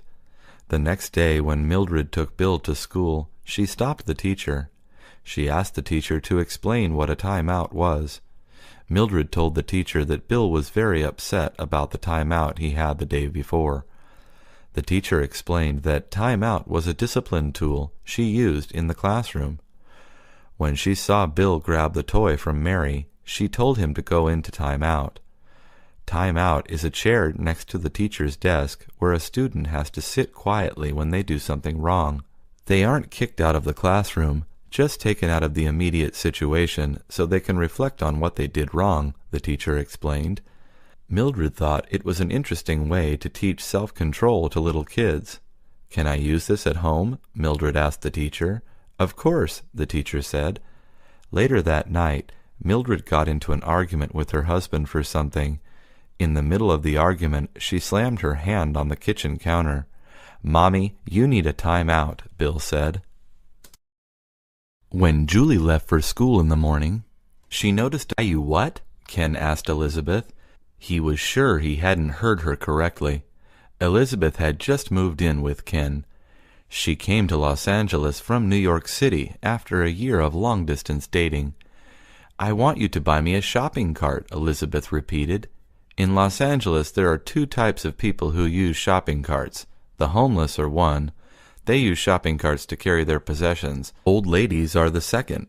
They use it to carry their laundry back and forth, their groceries, and maybe even to sell tamales," Ken explained.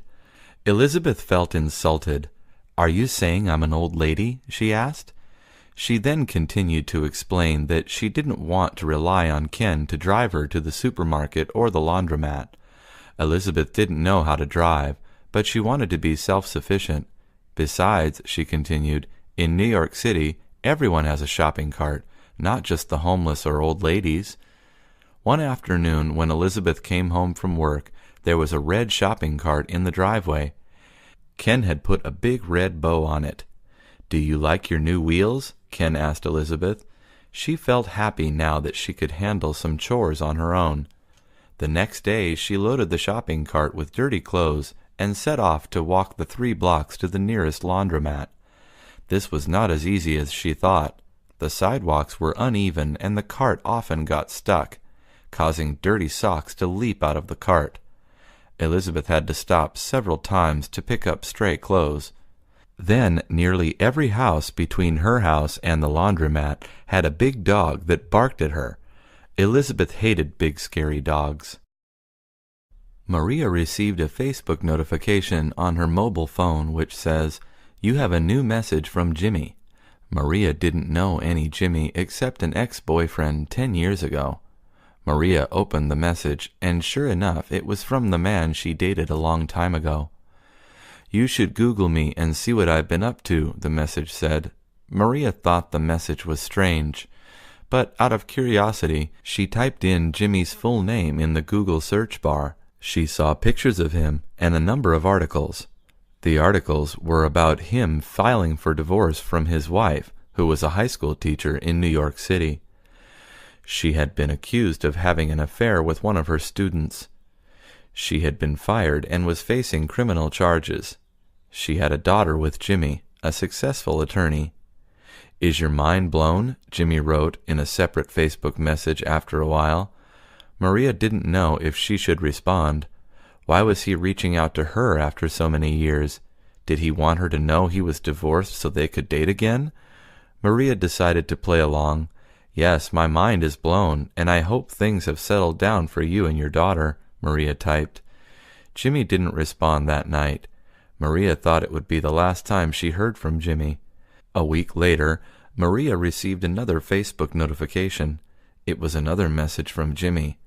"I was hoping that you would have time in your busy schedule to see me," the message read. Maria hesitated. When they stopped dating years ago, it was because Jimmy had written a cruel message to her. Should she give him another chance? Scott received a paintball gun and some paintballs from his mom on his 16th birthday. When his mom gave him the present, she told him that she would take him to a paintball range with some of his friends. The range was in an open field, and the company that owned the range provided safety equipment, like padding and face masks. Getting hit by a paintball hurt and could cause serious injury. The paintball range was 20 miles away, and Scott had to wait till the weekend to try out his new equipment. He didn't want to wait that long. He wanted to play with his new toy now. When his mom was taking a nap, he texted a friend who lived down the block to meet him in front of his house. "I want to show you what I got for my birthday," Scott told his friend. He loaded up the paintball gun with the colored balls filled with brightly colored paint. He started shooting it at the trash cans that were on the curb. Just then, a police patrol car was driving down the street. Scott missed the trash cans and ended up shooting a paintball right at the police car. The police thought they were under attack. Scott knew he had done something wrong and ran inside the house with his friend. Soon a police helicopter was flying overhead, and Scott could hear police sirens approaching his house. The sounds of the helicopter and the sirens woke up Scott's mother. She looked out her window and saw a spotlight right on her house, and 3 police cars arrived. "What is going on?" she wondered aloud. She went to the living room and turned on the local news to see if there was any information about what was happening in her neighborhood. Bob knew that the house he just purchased was in a historically rough neighborhood. There was a history of gang violence, including shootings, in the neighborhood. That is probably why the house was so inexpensive. The previous owners of the house had it foreclosed. Then some house flippers bought the property for a very cheap price, renovated it, raised the sales price, and sold it. Bob thought the house was still a good bargain, though. After he moved in, Bob began to see that many of the renovations to the home were merely cosmetic. While the house flippers put in new stainless steel appliances in the kitchen, they hadn't upgraded the electrical work. This meant that every time Bob ran the dishwasher and the coffee machine, all the power in the house went out. Bob spent over $1,000 to have the house rewired. The new carpets that the house flippers installed was put over the original hardwood floors. Bob decided to rip out the ugly oatmeal-colored carpets and refinish the old floors. That was another $3,000. The house was an old stucco house that got very hot in the summer and cold in the winter. The house flippers installed some cheap windows.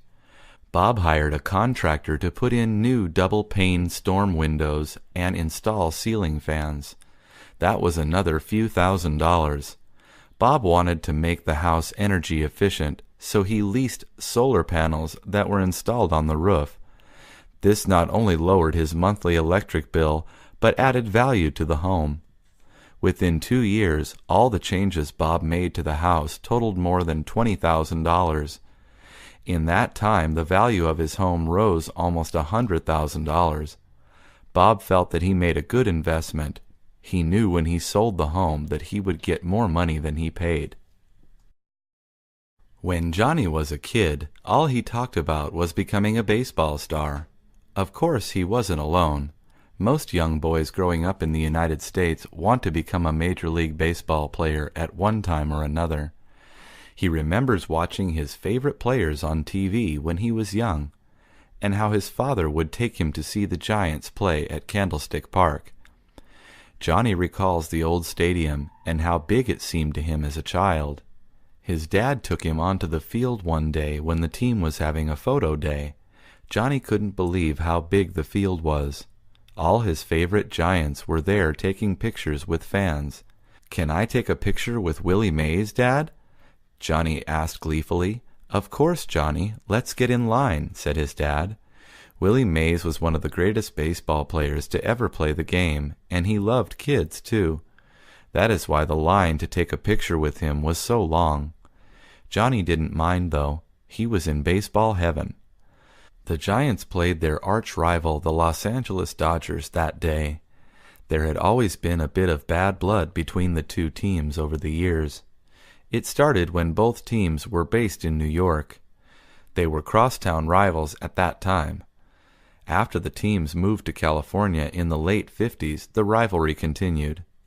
The Dodgers were always one of the better teams in the National League, and even though Johnny grew up a Giants fan, he really didn't hate the Dodgers. "I think the rivalry was blown up, to tell the truth," Johnny said years later. "Baseball fans are very fickle and stubborn, though, and some play the rivalry up as much as they can.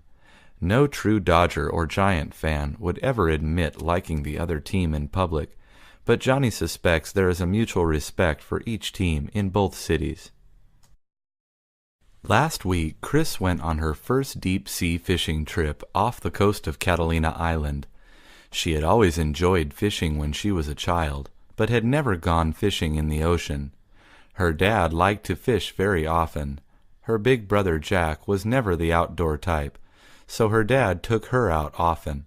One of his favorite spots was Lake Isabella, which is about 2 hours from their home.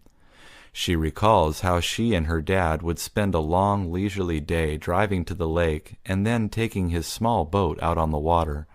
It was quiet and peaceful for the most part. Those memories remain some of her most cherished moments of her life. Chris has a friend called Robert.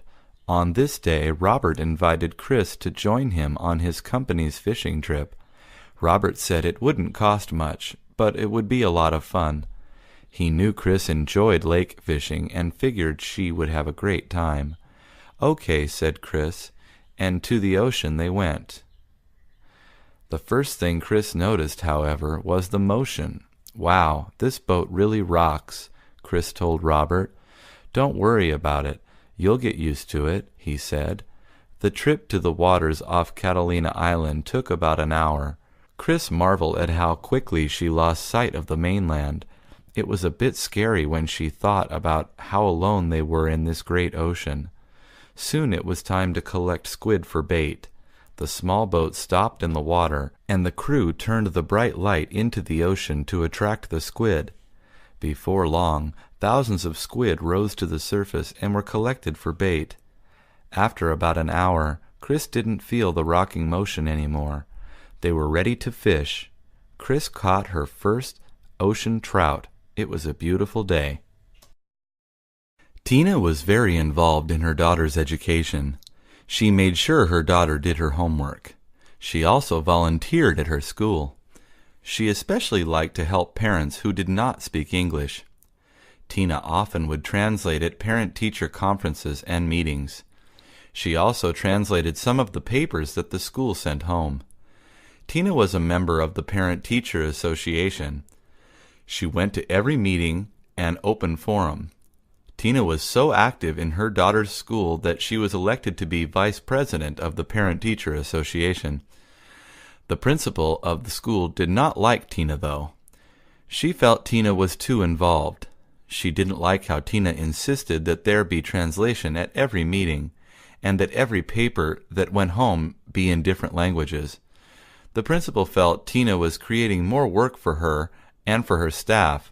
She thought Tina was a troublemaker. The way Tina looked didn't help her. She had many tattoos and often dyed her hair non-traditional colors like pink and green. One evening, after Tina's daughter received an award for her good grades, Tina went up to greet the principal. The principal responded coldly, "Congratulations." The principal then offered some advice to Tina's daughter. "When you grow up, don't become like your mother," the principal told the young girl. The little girl was confused. Tina was furious. How dare the principal speak to her that way? Tina may not have looked like all the other parents, but what she looked like shouldn't matter. Tina's daughter hugged her mother. "I don't care that you have green hair, Mommy," she said. "I care that you care about me and my school." Millie's sister Arlene had been battling breast cancer for 5 years. Then the doctor gave Arlene some bad news. The cancer had spread to her brain, and there was no treatment that would cure her. "I'll keep taking care of you," Millie told her sister. Millie and Arlene were both in their 50s, but Millie was 5 years older than Arlene. Arlene would always be Millie's little sister. Throughout Arlene's illness, Millie took care of things. Millie went with Arlene to all of her appointments. Millie went to all of Arlene's chemotherapy and radiation treatments. When Arlene lost her hair because of the chemo, Millie helped her pick a natural-looking wig. Arlene was appreciative, but also felt bad. Millie had a family of her own to take care of, and yet she spent most of her time taking care of Arlene. Arlene told Millie she wanted to be put in a hospice. Millie did not know what that was. Arlene's doctor gave the sisters some brochures. The brochures explained that hospice care would try to make Arlene as comfortable as possible by providing pain management. They also focused on the emotional health of patients and their families by providing counseling. Millie was reluctant to place Arlene in hospice. Millie felt like she was abandoning her baby sister. Arlene insisted, though. "It's about time someone else weighed on me hand and foot," Arlene joked. Millie went with Arlene to check into the hospice. Not only did the staff take care of Arlene, they also had activities for Millie, a member of the family. The staff told Millie that she could even spend the night here when she wanted. They asked Arlene what some of her favorite foods were so their chef could make what she liked. Arlene felt comfortable in the hospice. Donald Walker always looked forward to summer. As he sat down in class, he thought about all the things he was going to do during his summer break. He even made a list. On the top of his list was swimming. Donald loved to go swimming. Even though he was excited to get a break, there was something or someone he was going to miss. Sarah Lee Parker was his classmate, but he rarely talked to her. Donald liked Sarah a lot. He knew he was going to miss her. The first day of summer had arrived. Donald woke up around noon. He hated waking up early for school, so he wanted to sleep late for the first day of summer. As soon as he woke up, he put on his swimming shorts, got a towel, kissed his mom goodbye, and ran to the park to go to the pool. As Donald jumped into the pool, his heart began to beat fast. The water was clear, but cold. One of Donald's favorite things to do at the pool was to go on the diving board. As soon as Donald stood on the edge of the diving board, he started jumping in order to get high enough to do a flip. He jumped once, then twice. When he was about to jump off again, he saw that Sarah was looking at him from the entrance of the pool. Donald got so nervous that he couldn't finish the flip, and he landed on his back. Everyone in the deep end of the pool started laughing. Donald felt embarrassed as he swam to the edge of the pool. But when he got there, he saw Sarah waiting for him. Ouch, that had to hurt. "You want to go swimming with me?" Sarah asked Donald. Donald said sure nervously and started swimming with Sarah. Donald had never been happier and never been in that much pain.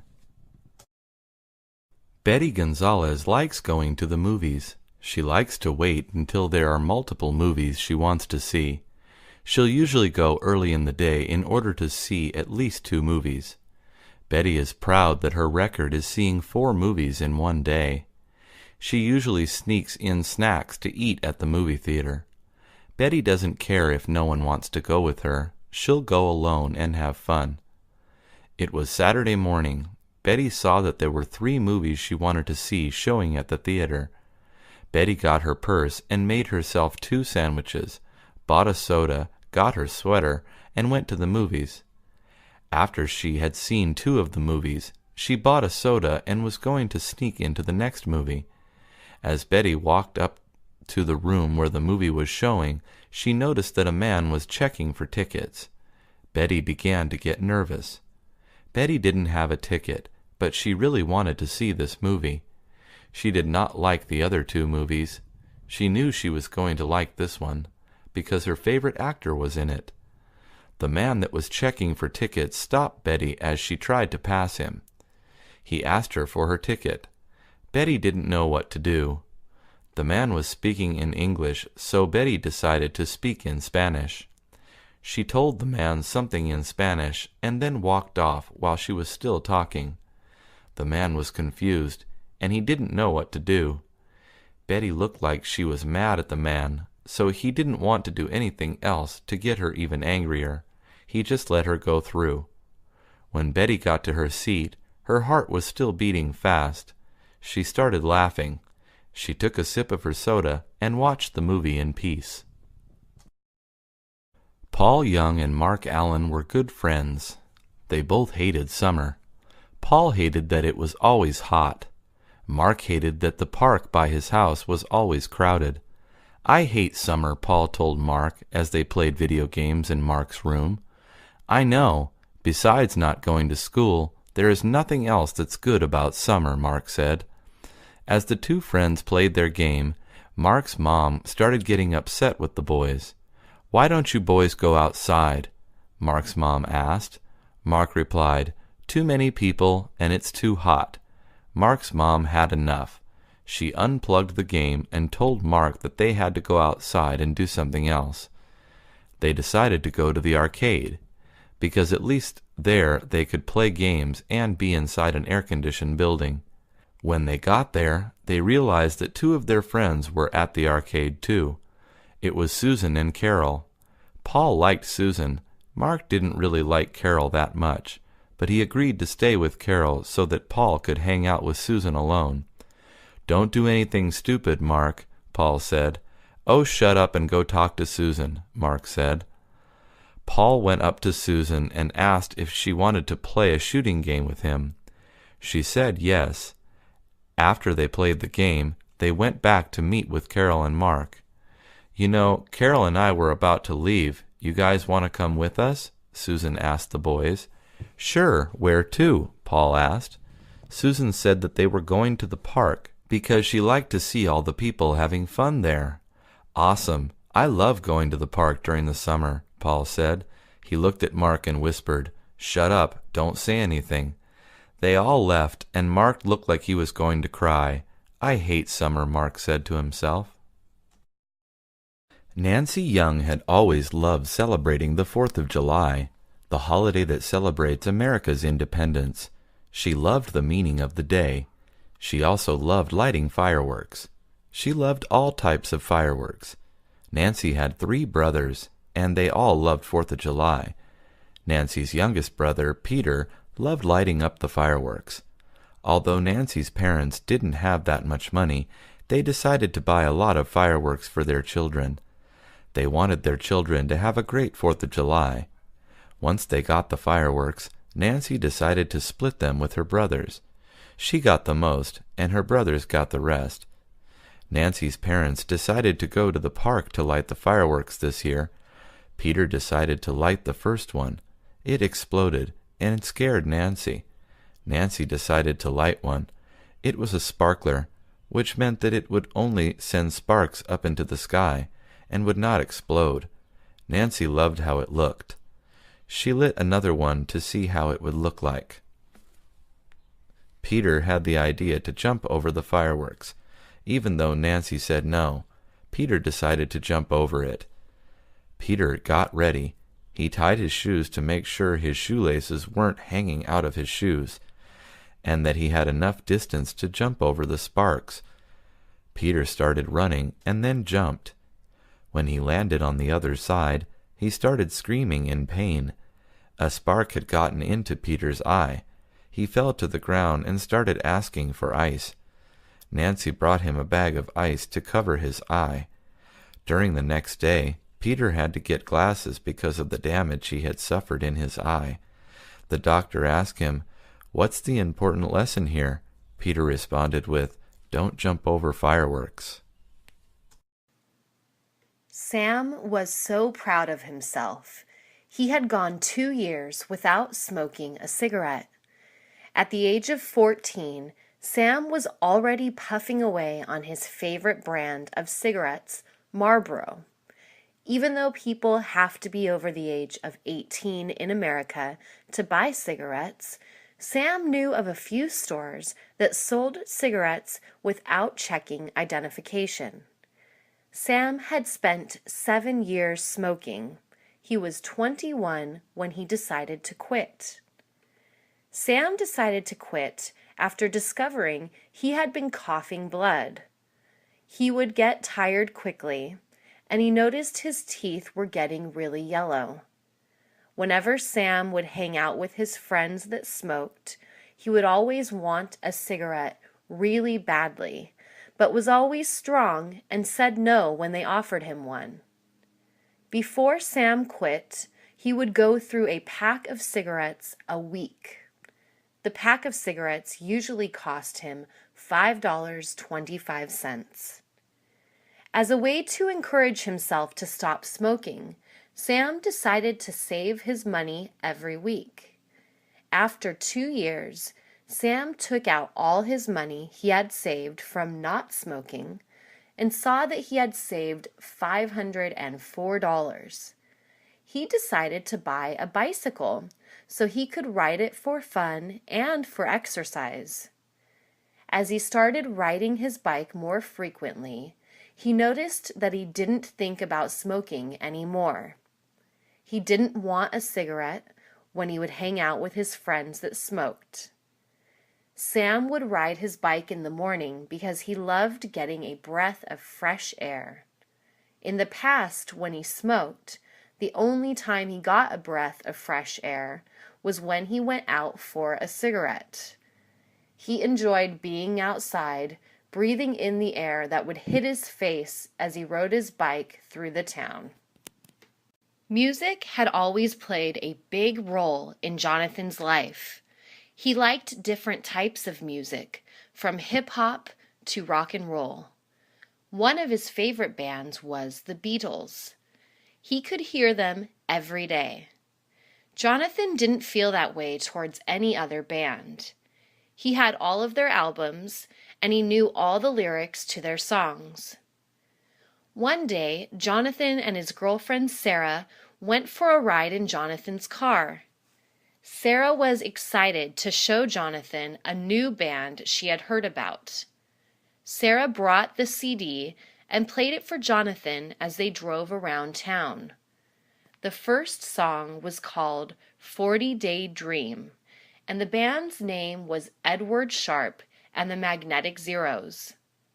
Jonathan didn't think much of them at first, maybe because he was driving, but after they stopped driving, he had the song stuck in his head. Jonathan decided to look for their albums. They had 3 out, so Jonathan decided to buy them all. During a rainy day, Jonathan invited Sarah to his house, and they listened to all 3 of their albums. Jonathan loved the band. He loved how they sounded like bands from the past. He loved how they reminded him of the Beatles. When he and Sarah were listening to the 3rd album, the song If I Were Free came on.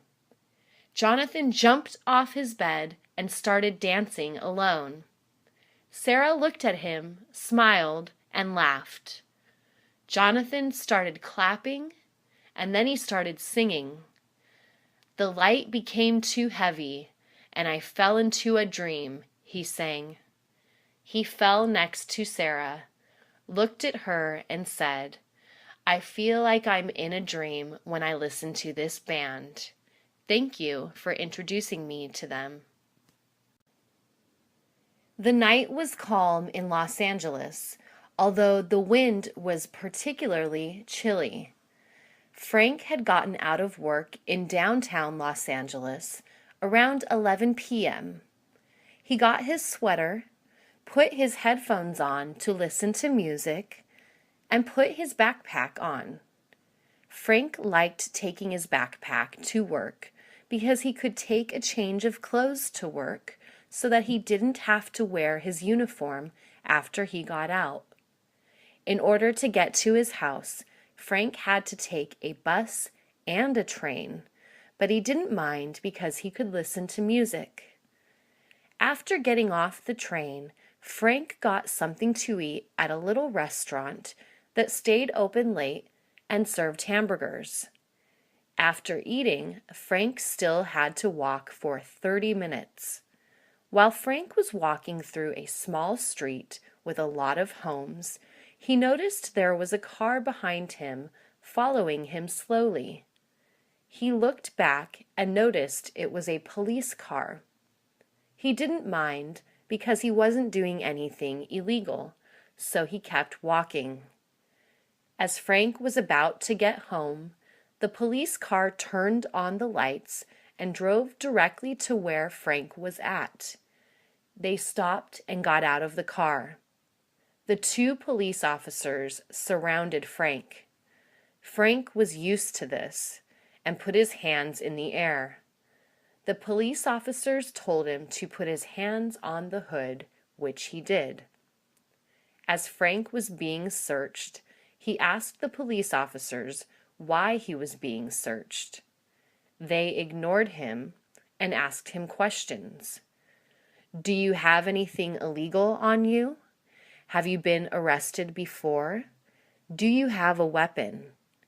Frank answered no to all of their questions. They put Frank in the back of the police car. Frank asked again why he was being searched.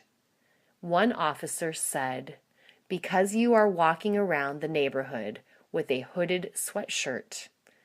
Frank had done nothing wrong, so the police let him go after searching his backpack. Jacqueline and her family were sleeping in their home. Their dog Scruffy was asleep next to Jacqueline. It was 4:36 a.m. and the night was quiet. There were no cars passing in the street. No noise could be heard. It was like everything was still. Jacqueline always put a cup with water next to her bed so that if she got thirsty during the night, she didn't have to walk all the way to the kitchen. That was when it happened. The furniture started shaking, and the cup of water fell to the floor.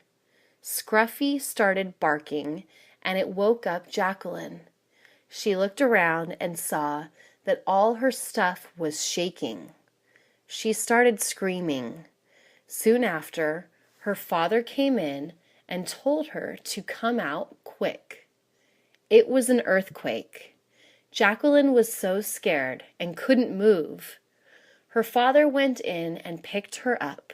He took her outside where Jacqueline's mother and brother were at already. Jacqueline and her brother were crying. They didn't understand what was happening. Luckily, Jacqueline's mother had prepared an emergency kit and had it outside. She looked for the key, which was hidden inside a fake rock, and unlocked the box. She pulled out blankets to keep her children warm. Jacqueline looked at her mother and took the blanket. She then saw her dad take a flashlight from the box. He used the flashlight to see if the house had any damage. The father knew the house was not safe, so they stayed up until someone could examine the house. The children didn't have school due to the earthquake, so they spent the day with their parents. Jacqueline was so proud of her parents because they knew what to do during this disaster. She talked to her friends, and they weren't so lucky. Jacqueline went up to her mother and father and hugged them because she knew she felt the protection of her parents. Albert had been playing the guitar almost all his life. His first guitar was given to him by his father. It was a Fender Stratocaster, and Albert absolutely loved it. As a young boy, Albert would spend hours and hours listening to songs, trying to learn them on his guitar. As he grew older, he didn't play the guitar as much. He met a girl and they started dating. Eventually, they had a son. Every once in a while, Albert would take out the old Fender Stratocaster and play a song for his baby son named Max. He loved playing guitar for Max because it would calm him down when he started crying. As Max got older, he started listening to the same kind of music his father listened to. Albert and his son would listen to music together and talk about what they thought the songs meant. During Max's 10th birthday, Albert gave his son a Fender Stratocaster as well, the same model his father had gotten him. It cost him a bit more, but he wanted his son to have the same one as his. Max was happy. He asked his dad to teach him all the songs he knew. Albert smiled and said, "Of course." When Max turned 17, he joined a band. They played local shows and were able to record some songs by themselves. One day, as Max was walking home from band practice, someone stopped him and took away his guitar. He was devastated. He went home and locked himself in his room. He couldn't face his dad. He knew he had let him down. When it was time for dinner, Max opened his bedroom door and saw his dad's Fender Stratocaster on the guitar stand. There was a letter and a set of keys on the guitar. The letter said, "To my guitar hero, Max, here is my guitar. You need it more than I do. And the key to your new car, so nothing like this will happen to you again." A school bus transporting Maxwell High School students overturned on the corner of Seeley Street and Wilton Avenue.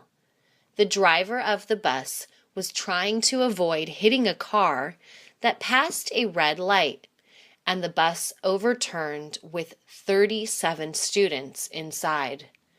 The driver suffered minor injuries to the face, and 2 students broke their arms. Roger Peterson, principal of Maxwell High School, said that the driver was not at fault.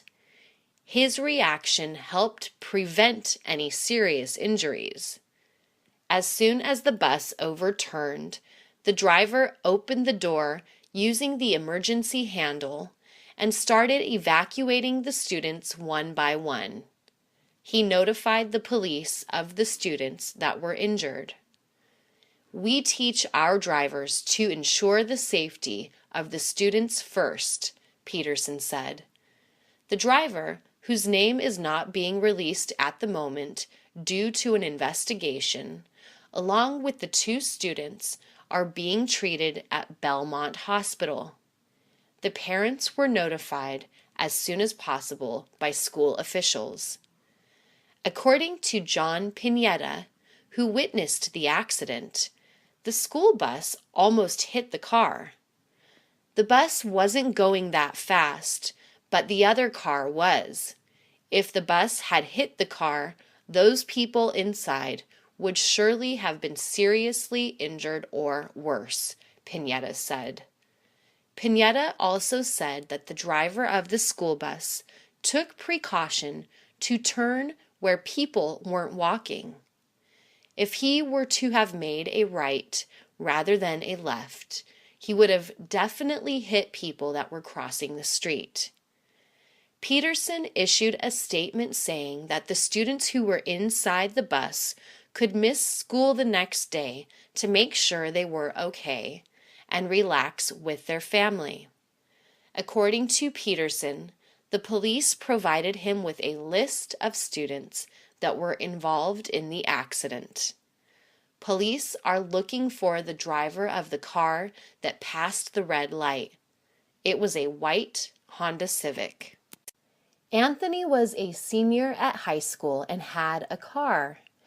Even though Anthony wasn't 21, which is the legal age to buy alcohol, he would occasionally have a drink with his friends. Anthony was excited because today was his prom day. He had his tuxedo on and had a flower for his date. He got into his car and went to pick up his friend Jacob and then to pick up Jennifer, his date. When they showed up to the prom, Jacob's date and Jennifer went to the restroom. Jacob took out a small bottle of whiskey from his jacket pocket and told Anthony to take a drink. Anthony took some and didn't like it, but he still drank. As Anthony and Jennifer danced, he began to feel dizzy. He was drunk. "Anthony, are you okay?" Jennifer asked. Anthony looked at her and laughed. She figured out that he was drunk and decided to leave with Jacob's date. Anthony got mad and decided to leave. He got in his car and left. As he was driving down Mental Avenue, he saw a police car following him. He got nervous and started chewing gum. Anthony was looking at the police car through his mirror so much that he almost took a red light. When the police saw this, he stopped Anthony. The police gave him a few tests to see if he had been drinking, and Anthony failed them. The police took him away. His father picked him up, and they went to talk to a lawyer. The lawyer said that Anthony would have to take alcohol education classes, go to Alcoholics Anonymous, do community service, and pay a fine. Anthony's father said that Anthony would have to get a job as well to pay for the fine. Anthony decided never to drink after that. He said that it wasn't worth it. Claudette's dad didn't let her have a boyfriend. He told her that 12-year-olds aren't supposed to have boyfriends. Claudette always wanted a boyfriend, but didn't want to get her dad mad. She would always go to the library after school to study and wait for her dad to pick her up. One day, a boy named Stephen decided to go up to Claudette and say hi. "Hello, my name is Stephen. I've seen you here before," he said. "Oh, hello. My name is Claudette. I always come here to study and wait for my dad. I live a bit far," she said. Stephen asked Claudette if he could sit with her so he didn't have to study alone. Claudette said yes. They started studying and started talking. Soon they weren't studying at all. They began talking about music, books, movies, and what they liked to do for fun. Stephen had to leave before Claudette's dad came to pick her up, and he asked her if she would be back tomorrow so that they could study together again. Claudette said yes. The next day, Stephen showed up and saw Claudette. He sat down, and she smiled at him and said hello. They began talking about their classes and what they were learning at school. After they talked for an hour, Claudette told him she had to go look for a book, and if he could go with her. Stephen agreed and went to look for the book with Claudette. As they were looking for the book, Claudette was in one aisle and Stephen was in another. Claudette took out a book and saw Stephen was looking at her. She smiled, and he told her she was beautiful. She was happy he said that because she really liked him.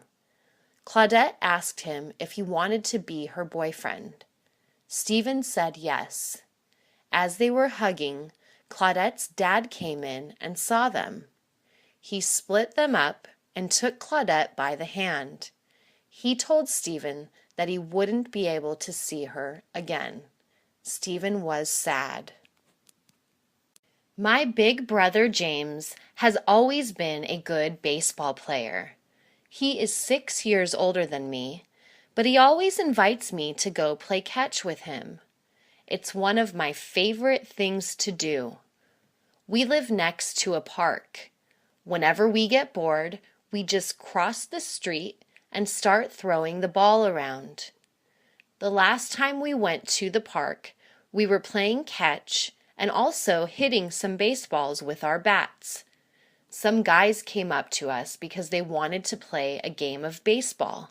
They needed 2 more players, so they asked us to play with them. James asked me if I wanted to play, and I said yes. The guy's name was Christian, and he introduced us to all the guys. James introduced me and gave the guy our names. I asked Christian if I could play catcher.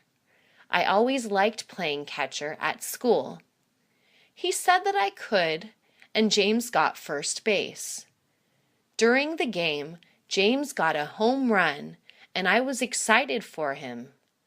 I got on the base twice, but I got out all the time. I was sad, but James told me not to worry and that it happens. After the game, Christian and the guys told James if he wanted to go grab a drink with them. I thought James was going to go because he likes to drink, but he told them that he was going to take me out to eat. We thanked them for the game, and Christian asked James for his phone number, just in case they ever needed more players for a game. James gave it to him, and then we went to go eat at Jim's Burgers. I asked James why he didn't go to drink with the guys. He told me that he knew his responsibilities. I didn't know what he meant, but I was glad he didn't go. Now we could eat burgers and fries.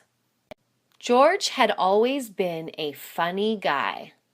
I met him at the movie theater.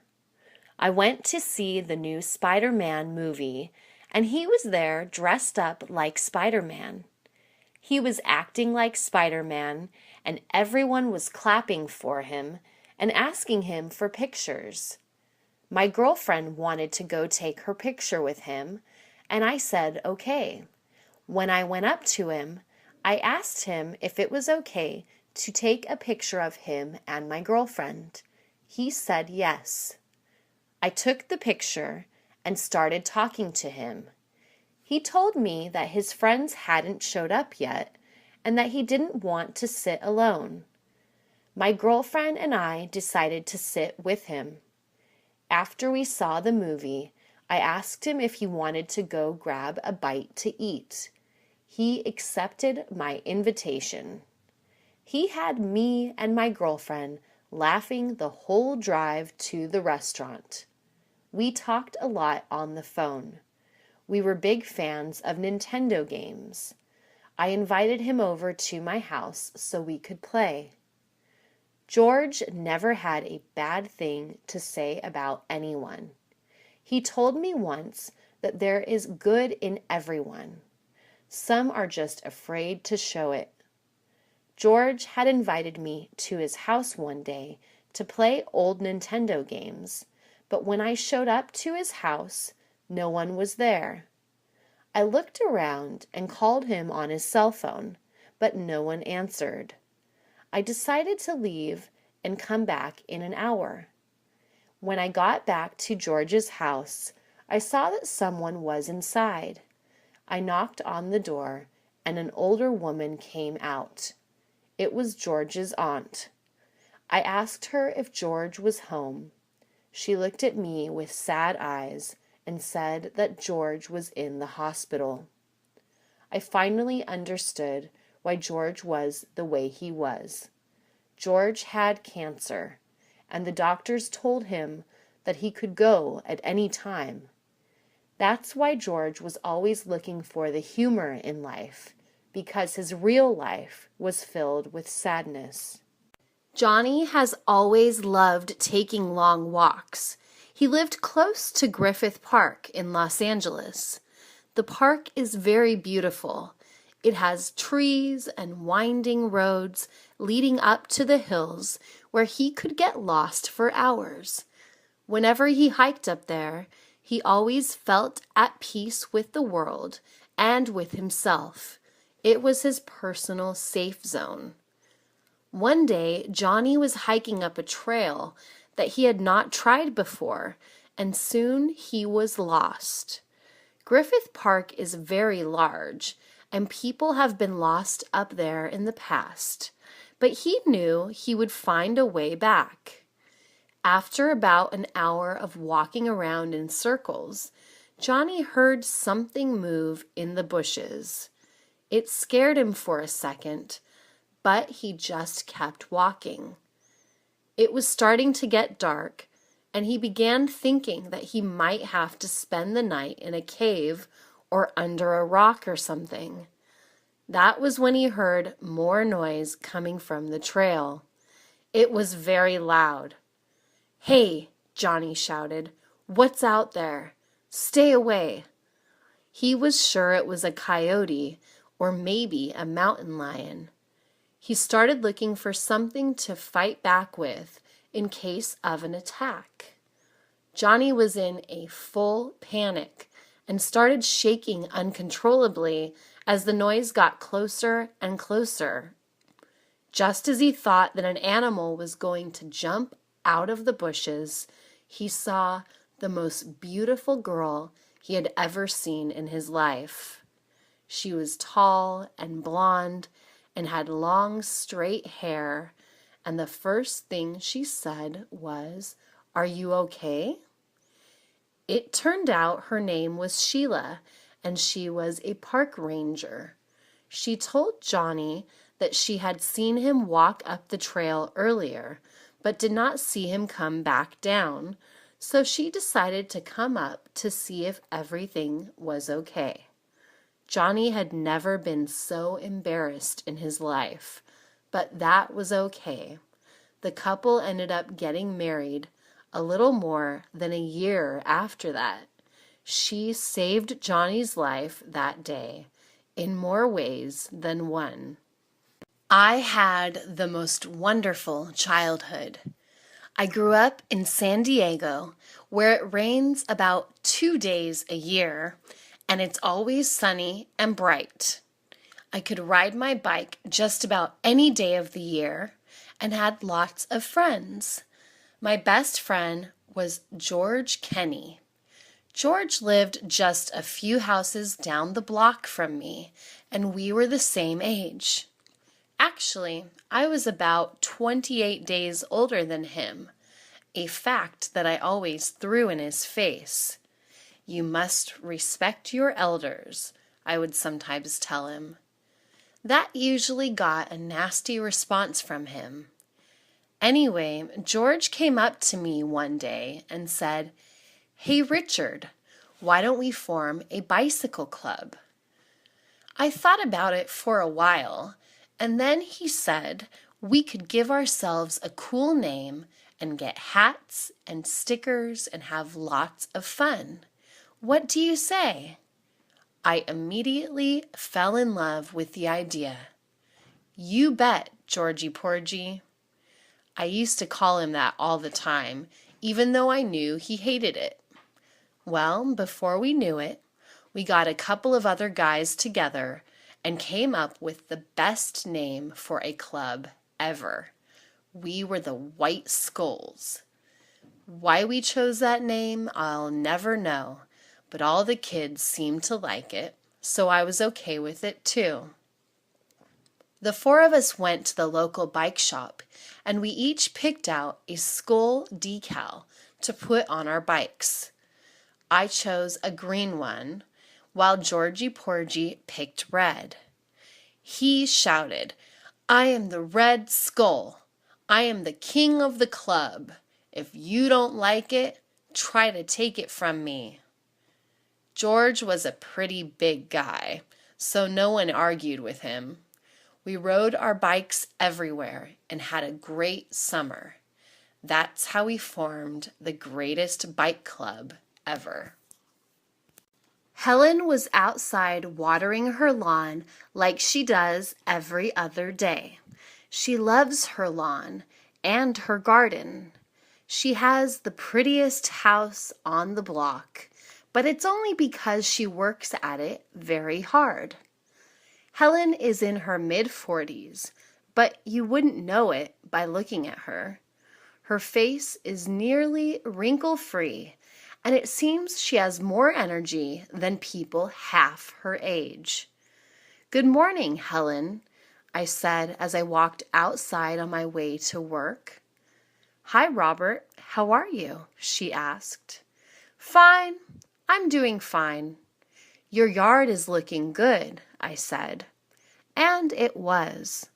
Sometimes it really bothers me that I can't get my lawn to look as nice as hers. "What's your secret, Helen?" I asked. "Secret to what?" she answered.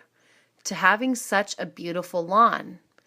I water mine, I seed mine every year, and I still can't get it to look as good as yours. I'm jealous," I said with a smile. Helen just nodded and had this funny little look on her face that suggested she was just better at keeping her lawn nice than I was. I didn't like that look, but I guess it's okay that she feels that way.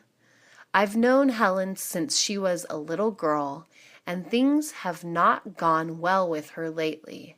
She's been alone for a long time. She wasn't very pretty when she was young. She had terrible acne that covered her face from ear to ear.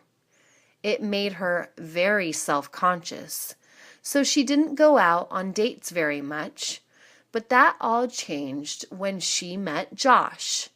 They were together for more than 10 years until, sadly, they went their separate ways. Since then, Helen has nurtured and tended her garden as if it were her child. When I got home later that day, she was outside working on her roses. I said hello to her as I walked to my door, and she smiled brightly. She looked beautiful. Alex was shopping at the local market yesterday, trying to find some fresh vegetables for his dinner that night. The market is in the neighborhood, and it is not one of the giant national big-name stores. It is a small store with only a few locations around Los Angeles. Alex likes these types of markets so much better than the superstores because there are real people running them. Alex knows the guy that runs the fruits and vegetables section at the market. His name is Diego, who was born in Tijuana, Mexico, about 120 miles from Los Angeles. Diego always lets Alex know what is a good buy at the market. "Hola, Diego," Alex said in Spanish. "Hey, Alex, how are you?" he answered in English. This happens every time Alex talks to Diego. Alex speaks to him in Spanish, and Diego answers in English. Spanish is spoken a lot around LA. The city has the largest population of Mexicans anywhere in the world, except Mexico City. Alex likes to show Diego how much Spanish he knows, and Diego also wanted Alex to know how much English he knows. It's so funny to hear a conversation like this. They sometimes get strange looks from people. Today, Diego got some beautiful oranges. They were big and plump and were at the right price, too. "These are great, Alex. You will like them very much," said Diego. Alex responded with, "Muy bueno, Diego," which means very good, Diego. He also told Alex about some tasty cucumbers they had today, and Alex ended up buying a few of those too. When Alex left, he said, "Buenos tardes, Diego," which is a Mexican farewell phrase. And Diego said, "See you soon, my friend." Dennis had always been a terrible student. When he was a kid, his parents sent him to a Catholic school. He didn't know much about the school. Of course, he didn't know much about anything when he was 6 years old, but he did know one thing.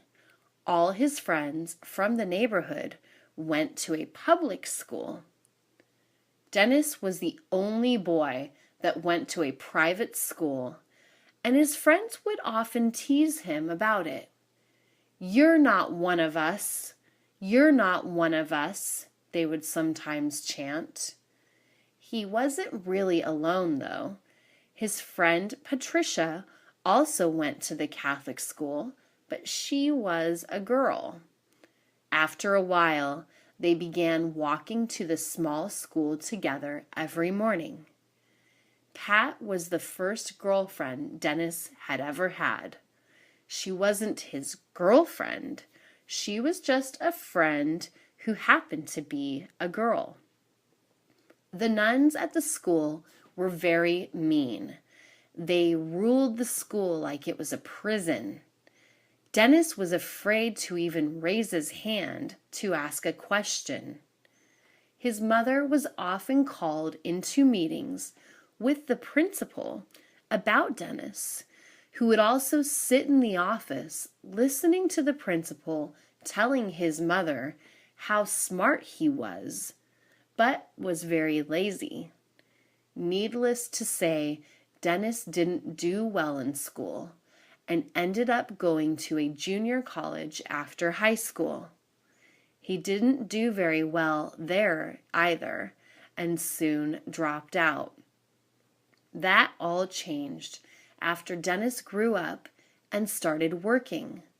He had worked for many years before deciding he wanted to earn a degree after all. Dennis went back to school at the age of 30 and soon was a college graduate with a degree. It turned out Dennis wasn't as lazy as those nuns thought he was. When Mario was 19 years old, he bought his first car. It was a brand new 1985 Toyota Corolla. He was on top of the world. It was beautiful and was really fast and fun to drive. Living in Southern California without a car is not a good idea. The region is so spread out that it could take hours getting from one part of town to another if you use public transportation. You are not anyone in Los Angeles if you don't have a car, or at least that is what some people say. Before that, Mario had never owned or bought a car in his life. His father warned him about the salespeople. "Don't ever pay the asking price, son," he said. Mario looked at him with disbelief. "What do you take me for, Dad? I am not an idiot. I know not to pay the first offer," he screamed back. His dad offered to go with him to the car dealer, but Mario wanted to go alone. It was his money and his car, and he was determined to do this alone. When Mario got to the car dealer, a nice man came up to him and asked if he wanted to take the car he was looking at for a test drive. Mario said, "Yes, of course." So they went for a drive. Mario fell in love with the car, and the salesman knew immediately that he was going to make some money. It turns out that you should never let a salesman know you're interested in anything you want to purchase. Mario didn't know how to negotiate and wound up paying too much for the car. He really didn't care, though. He owned his first car. When he told his dad what he paid for it, he thought his dad was going to be mad. But he just said, "That's okay, son. That same dealer ripped me off when I bought my first car, too." Phil grew up in a very poor family in a very poor town. It was pretty bad. Sometimes Phil and his sisters didn't have enough to eat and went to bed hungry. That was okay with Phil, though, because that was his life, and he thought it was just the way everybody in the world lived. Phil had a lot of fun and had many friends. It wasn't until Phil was about 12 years old that he began to realize that there were better things out there in the world. Phil and his best friend Albert would sit around and talk about getting out of this place to see the world. It was a fantasy, but it was a good fantasy. They really didn't know how they would do it, but they had a dream. Then one day, Phil's cousin Ralphie came to visit. Phil didn't know Ralphie very well. Ralphie grew up in Texas and was about 8 years older than Phil. It had been years since Phil saw his cousin. That day, Ralphie changed Phil's life. Ralphie walked into the house wearing his Marine Corps uniform, and Phil knew at that moment that he wanted to become a Marine. Phil and Ralphie talked all night long. Ralphie told him all about the Corps, and Phil was fascinated. Ralphie was wearing his medals and awards, and his uniform was so neat and clean that Phil wanted to join at that moment. 5 years later, Phil enlisted in the Marines. He was 17 and needed his mom's permission. His mom said, "Where do I sign?" Of course, she was joking, but she knew Phil was going to do this. It was his way out of this place, so she gave him her blessings. The day Phil left, he promised his mom he would be back. He kept his promise. He came back several times over the years and helped his family as much as he could. David must have been the only kid in America that did not like summer vacation. Every year, between the beginning of June through the end of August, school kids were on vacation. Only to David, summer vacation meant work, work, and more work. His dad was a workaholic. He had 2 jobs most of the time. He had one job during the day and the other at night, but sometimes he worked on weekends too. The man had more energy than any person alive.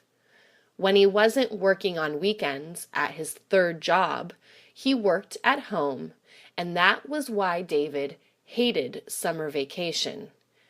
His dad was always building something or tearing something down. If he wasn't tearing down a wall or adding a new room to the house, he was putting in a new driveway or garage. It was living hell for a 13-year-old kid.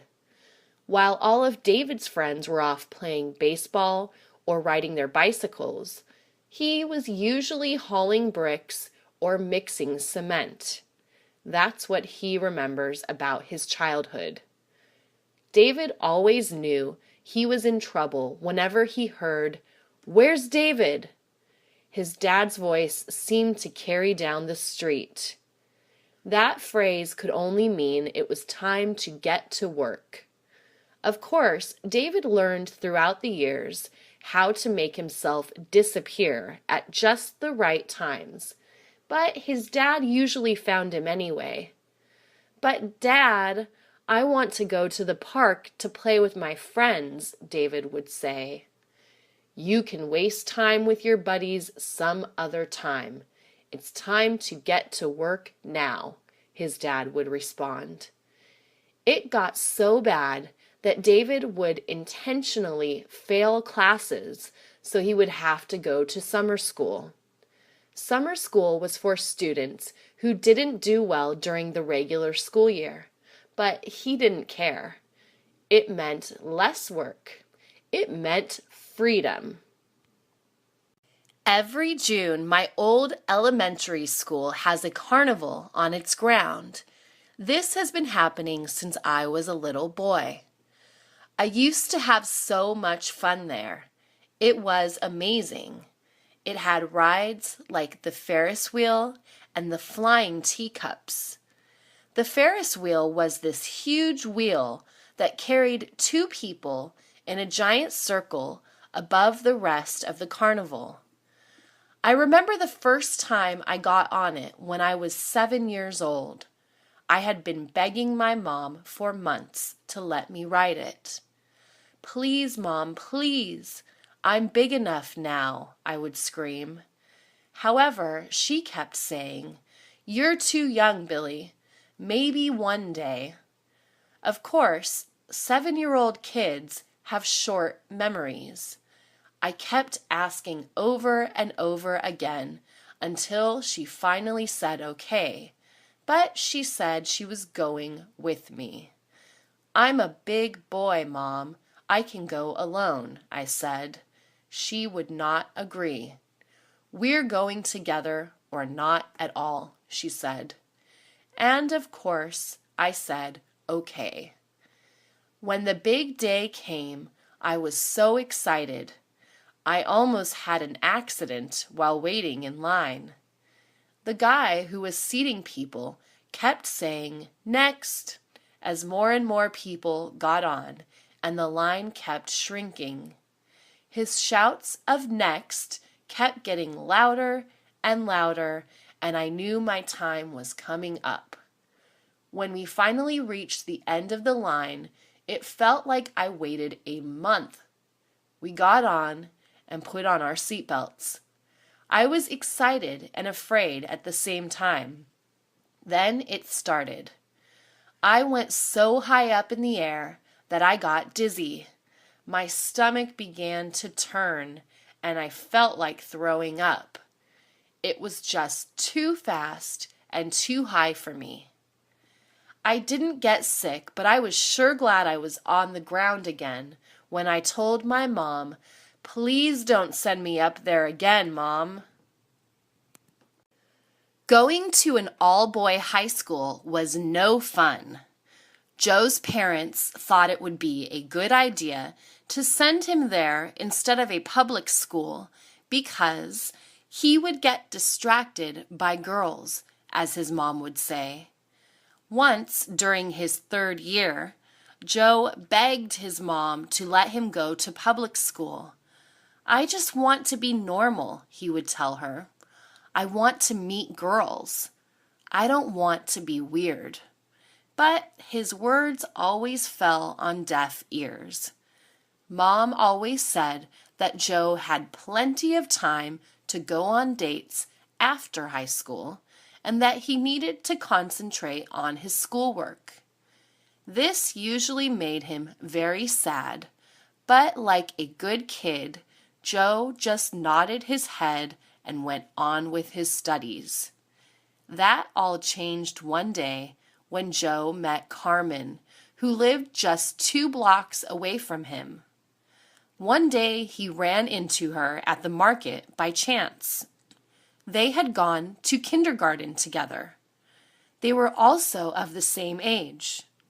She was in Joe's class, and she remembered Joe too. After about 2 weeks, they were going steady.